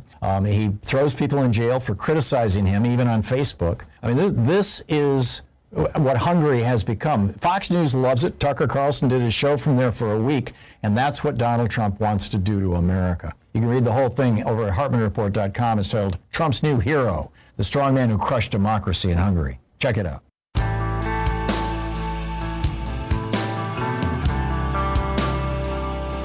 We're back. Let's fight against oppression, and when we do, let's use truth. And if there are word games, let's call out the word games and offer counters. Let's not fall into word traps. Let's not call someone a shooter when they are a murderer. Frank Luntz and George Lakoff made word choice and framing famous. It's less out of the discussion now. It is no less important. Let's not say, here's one of the best ones I've heard from a listener here. I learned it, I think it was 7, 8 years ago, 9 maybe, when I was just on X-Ray. It's not free speech when what we mean is purchased speech. It's not free speech when what we mean is purchased speech. Purchased speech as distinct from free speech. We're talking about Citizens United or otherwise. Love that one. Here's another one. You hear a lot about norms. Anytime you hear somebody who's trying to defend democracy talking about norms, please, please reserve your norms for cheers, okay? What we're talking about is principles. What we're talking about is principles. Who wants what normal is? Maybe some powerful people like normal, maybe a lot of people, but not everybody likes normal. Who the heck knows what a norm is? Who knows what the norms are supposed to be? How much do they care? What's at stake if a norm changes? How good is normal? Let's be clear. What we want to fight for is principles, democratic principles, not just democratic norms, not just American norms, but American principles, not just governance norms, but governance principles. Those are just a couple. Another one that came from here, it wasn't the Mueller investigation, not have been the Trump corruption investigation. That came from a caller right here a few years back. Thanks for that. But let's go to Raymond from Blue Lake, California. Go ahead. Hey, good morning, Jefferson. Just what you were just talking about concerning words. This isn't what I called, but there's a good article in Common Sense today by Jake Johnson that talks about how language influences people's perceptions of things. And I believe it was posted today on commondreams.org. And it's actually a pretty cool article. And not the same subject, but just how language influences things. But the reason why I called is, I keep hearing this talk about what Democrats are going to do in the future. And I think we're all kind of delusional in a way, because do we really think Trump is going to let things go forward fairly, like throughout the next year and a half, like a year before the election? And I mean, think about voter suppression and all the efforts around this country where people are being denied the right to vote for just, it's ridiculous. And we got to make this connection. And the Democrats really need to focus on this and on the economy and affordability. And it's just, and it's so hard to stay sane. Like today I made a batch of meatballs, just because I needed to do something to relieve the stress from everything. But these two things, the vote in 2026 and these future plans, we need to start preparing for the fact that it's possible that that's not going to happen because it's not going to be fair for us. And there has to be plans in place for that. I don't believe there should be an expectation. Thank you, Raymond. I don't believe there should be an expectation that everything's going to be fair. We know the things that they're actively working on. We know these going state by state to rig districts. We know they're going state by state by state by state by state to suppress votes. We know all that. But here's the thing, and I don't think we shouldn't jump ahead and say, oh yeah, everybody, just assume there'll be a change of power in Congress 2026. That should not be assumed. That should be worked towards. And you're also right. In order to work towards that, we have to make sure there are fairer and freer elections. We've got to make sure that that is true. We've got to watch them. I will say this. It is one thing to try to rig a close vote. Okay, within a few points. You do blank number of votes, precinct by precinct, district by district, that's one thing, right? Try to rig the vote count, whatever. Suppress little votes here or there, that's one thing. It is harder to rig a landslide. And so I think the best, if I were going to give a few prong strategy, I might want to ask for more prongs. But one prong is focus on things that matter to Americans, that actually go towards solving problems, actually call out the corruption of the people that need to be removed. All right, heck yes, focus on some message. Two, everything you just said, which is work on voting systems, democracy first, not democracy most, but work on the processes and systems of a fair democracy. Heck yes to everything you just said. And then third, vote like heck and bring friends and communicate with young people and support voter registration drives and put real resource into voter registration drives, which hasn't been done enough in the last 10 years. Happened a lot, Obama and previously, but put a lot into that because the best defense, one defense against rigged elections, make sure they're not rigged. The other defense against rigged elections is landslide, is big victories. Last word for you, Raymond. Yeah, and that's where the Democrats need to focus on their message, right? Yep. It's all these things are related together, and voter suppression is going to affect people, but so is the spinelessness of so many Democratic leaders, and this all needs to be. All right, it's not. We can't isolate one thing. Everything is impacting everything else, and affordability and voting. I mean, all this stuff is tied together. Yeah, I appreciate it, Raymond. I'm going to go back to Wayne from. I think you said he's in Iowa. Go ahead, Wayne. You had some helpful things to say. I wanted you to have a chance to say. In Iowa. Yep. Yes, sir. As quickly as possible, what we were speaking of before, and the second point, but the first point quickly is that a $305 CPAP machine that I have to use, the cash price, but the asking price, if I go through my insurance, is $1,075. And my doctor told me you always have the right to ask what the cash price is on any item or any surgery you have to go through. And the other thing I was going to say real quick is all the people, the nay-nayers and such, that say that we'll never get a 70%, that it's not fair to charge 70% to corporations. Those corporations never paid 70%. The reality is they had a choice. They either had to, which was not the most given choice, but the reason we had a middle class was that money had to be given back to all those extra profits had to go to the employees, which is what created the middle class in the first place. And if they didn't do that, then they had to create more jobs by literally putting more people to work in order to make the better wages. And that's what's changed, and what happened to our middle class is that they've done away with that, and they no longer give it all that extra money ends up going to the shareholder rather than to the people that are actually making the money for that company. Wayne, thank you very much, Jeffrey. Wayne, thanks very much. Here are a couple things that I think to my Republican family friends and listeners, and to my Libertarian family friends and listeners, that I think, as well as to my Democratic progressive family friends and listeners, that can be a cross-cutting. Doesn't mean it's easy. Doesn't mean it's easy. In fact, because it is hard and therefore it presents a bipartisan opportunity. That might be bipartisan opposition in circles of power, but I think it merits transpartisan, cross-partisan support in terms of popular belief and prioritization. And that is transparency on healthcare costs. Wayne is absolutely right. You always have a right to ask, how much does something cost? What's the cash price of this thing that I'm getting? Healthcare costs rise because of a lot of reasons. And one of them really is because the thicket of complexity within billing. And that is related to, you don't, like, if I go to a butcher and I say, how much is this steak? Then he puts it on the steak or just tells us this is how much, she says this is how much the steak costs. I says, yes, I have a female butcher in this case. Okay. I don't know what pronoun she uses, but I say she's a female. 1 minute. But you don't have that conversation with your doctor. It's almost like, as soon as you ask, they might want to shuttle you to someone else. The power dynamic that's gone for a long time, which is linked to kind of men-women dynamics, right? There's been kind of this patriarchal dynamic within the AMA for a long time. It's started to change a little bit as more and more women are leading the profession, becoming the best doctors in America.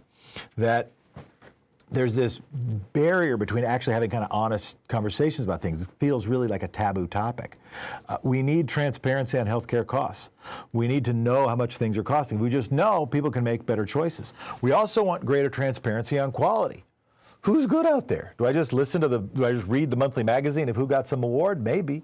But can we know what hospitals, what clinics, what doctors actually have the best results? And third, cross-partisan priority. Like when it comes to the role of government, I know that's going to be a big fight. I have my view.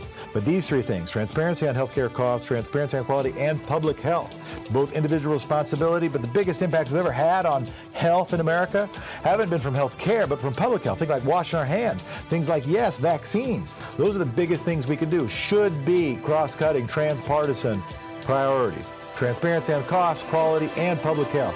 We'll be right back. You're listening to Thom Hartmann. Visit thomhartmann.com for audio and video archives. You can go there to listen to the audio and video archives. You can also tune in right now. We're going to be back with your calls, Big Big Finish, 202-808-9925.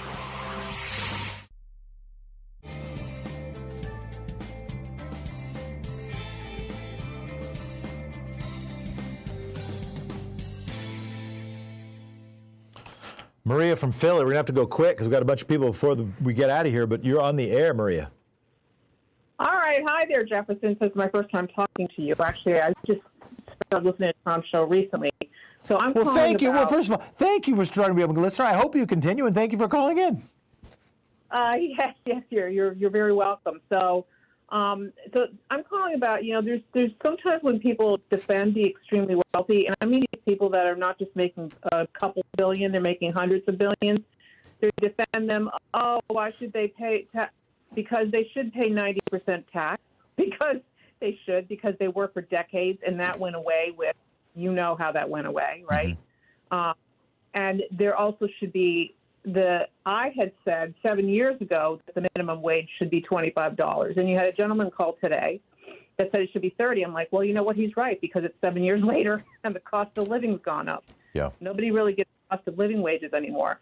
Did these people, these right-wing sociopaths that really are out to destroy everything, did they really?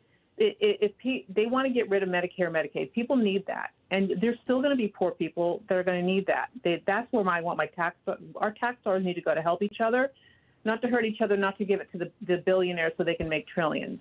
Yeah. And so, from the perspective of, if people got paid more, they could save more, they could own homes, there could be nice families buying homes, and all these things that I've been talking about for the past 30 years. Yep. Okay. I was watching this stuff. I was pretty young, but I was watching this stuff happen from the 90s when they started out, and people were losing jobs. And then they did stuff. They have been trying to disband what FDR did for the past 90 years. They've been trying to get rid of it. And then you have somebody who is a psychotic, and they elect him. And I don't understand any of this. He's a violent criminal thug. That's what he is. And the people that support him, they obviously agree with that. And they passed the Epstein thing, but there's a whole bunch of stuff that they probably hid about him in those files. Who knows? Thank you for Maria calling. How'd you do? How'd you feel? You got through it. You got through your first call. Well, with you, I've called Tom before. But with you, all right. This is just first time with me. Well, that's still fine. So it's really my first time. It's really a big day for me. Okay, so thank you, Maria. I'm gonna go to Josh from Eugene, Oregon. Go ahead. You got a minute? Yeah. Thanks for taking the call, Jefferson. Jefferson. So Democrats got to get real about our situation, or their situation, if we want to solve our problems, because many Democrats are not facing the facts about our own party. After Trump was reelected, Bernie said the working class was abandoned by the Democratic Party, and that's why they stopped voting for the Democratic Party. Yeah. Trump is a product of decades of grotesque corruption for both major parties. But you have Democrat after Democrat will sit there and just talk about how terrible the Republican Party is, but they will not tell you the truth about their own party. It's like a doctor refusing to tell the patient they have cancer. They want to win. So any political party, its purpose in significant part is to win elections. I get that. But also I think what I hear you say is that we ought to deal with corruption in general. Is that the basic point? I'm saying the Democrats have to be honest with their voters about the billions of dollars that are funneled into their party through the billionaire class. Thank you. Appreciate it, Josh. Thanks for the call.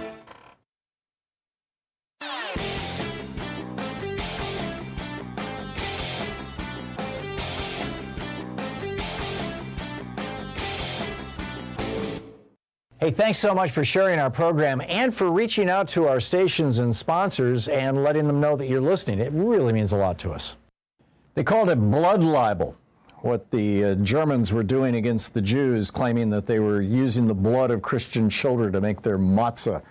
We've got a new blood libel now here in the United States. J.D. Vance and Donald Trump lying through their teeth, arguing that black Haitian immigrants to the United States, legal immigrants with green cards in this little town in Ohio, are eating pets. This is another libel that goes way back. In the 1890s, people were claiming German and Dutch immigrants were eating pets. Then they claimed in the 1880s, and actually as recently as last year, a restaurant got shut down in California because of claims that they were serving pets. They weren't. It was an Asian restaurant.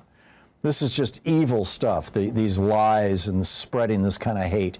And this is now the strategy that the Republicans are using. There's a whole article about it at HartmannReport.com, Hate as a Political Weapon. Check it out.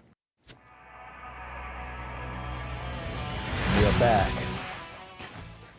Over the break, there was a chance to short discussion about campaign finance and about the money that gets thrown into elections. And given that it's Watch Your Language Wednesday, I want to use that chance to share the research by the Common Cause on campaign finance reform and fair elections. They have a don't say this, instead say this list. I'm going to go through it quickly and then finish your calls, then the big finish. And yeah, I'm talking fast, as is my Ken.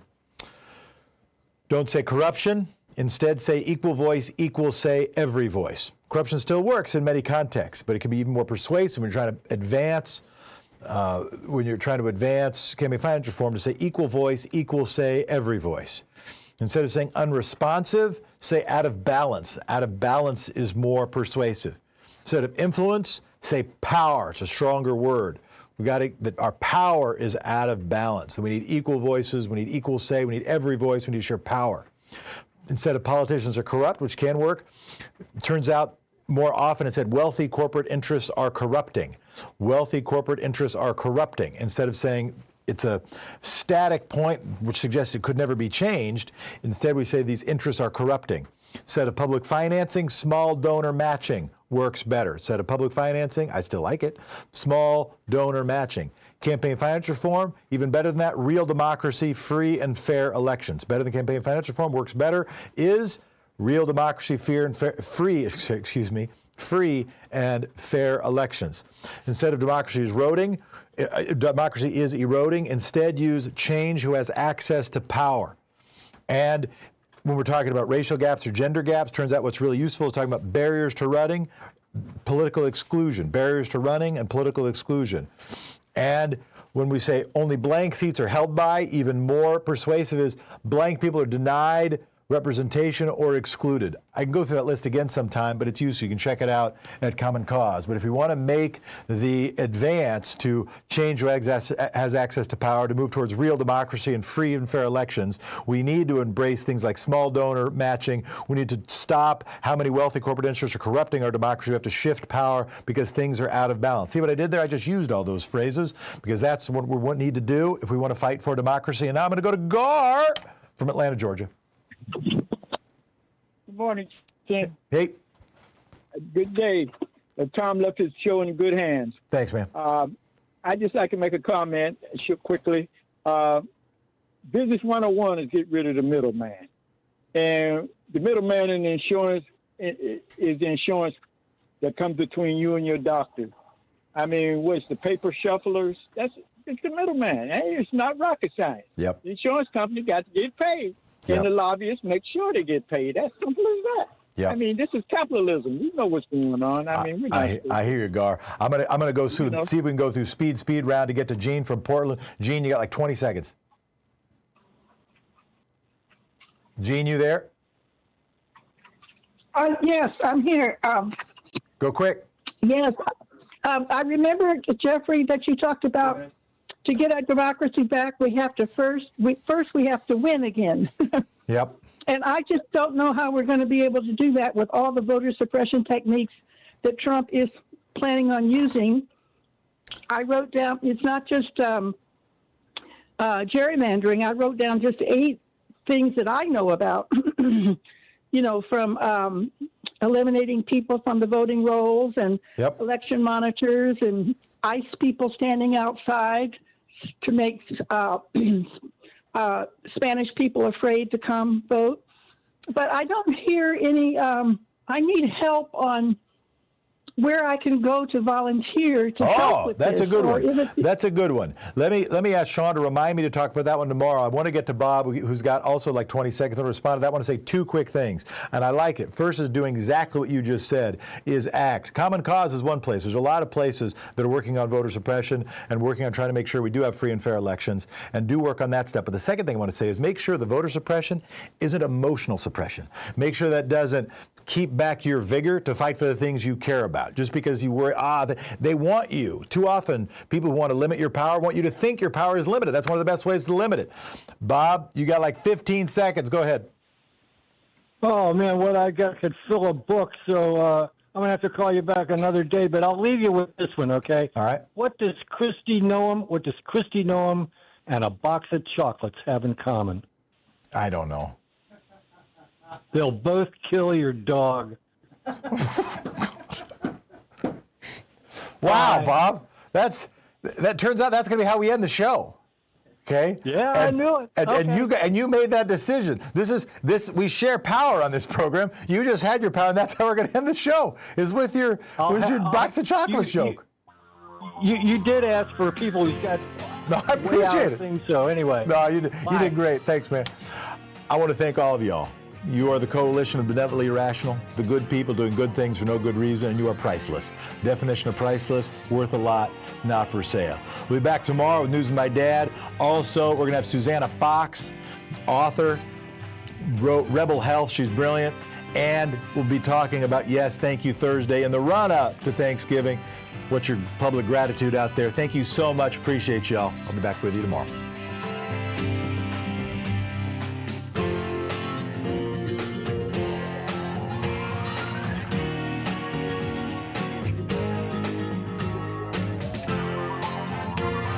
You've been listening to Thom Hartmann.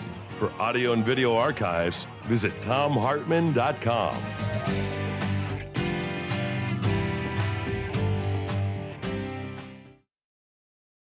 In addition to bringing you the Thom Hartmann program here on Free Speech TV and Video Media Online, we also have a whole set of ways you can interact with us and tools you can use to spread the word about the importance of democracy and the threats to it in our republic. First, there's your daily homework. Sue Nethercutt puts together a daily email newsletter that has a link to every story I discuss on the air, so you can find my sources and you can share them with your friends. It's free and you can sign up at thomhartmann.com. Second, I publish my daily take every day over at the hartmannreport.com website. That's also free if you want the daily 5 days a week rant in your inbox. No ads either. Third, we have the podcasts. There's the free 1-hour version of our daily show that's advertising supported. You can find that wherever you get your podcasts normally. And then there's also the podcast of the entire 3-hour show with no advertisements, and that's available by subscription over at thomhartmann.com. So check them all out at thomhartmann.com and hartmannreport.com.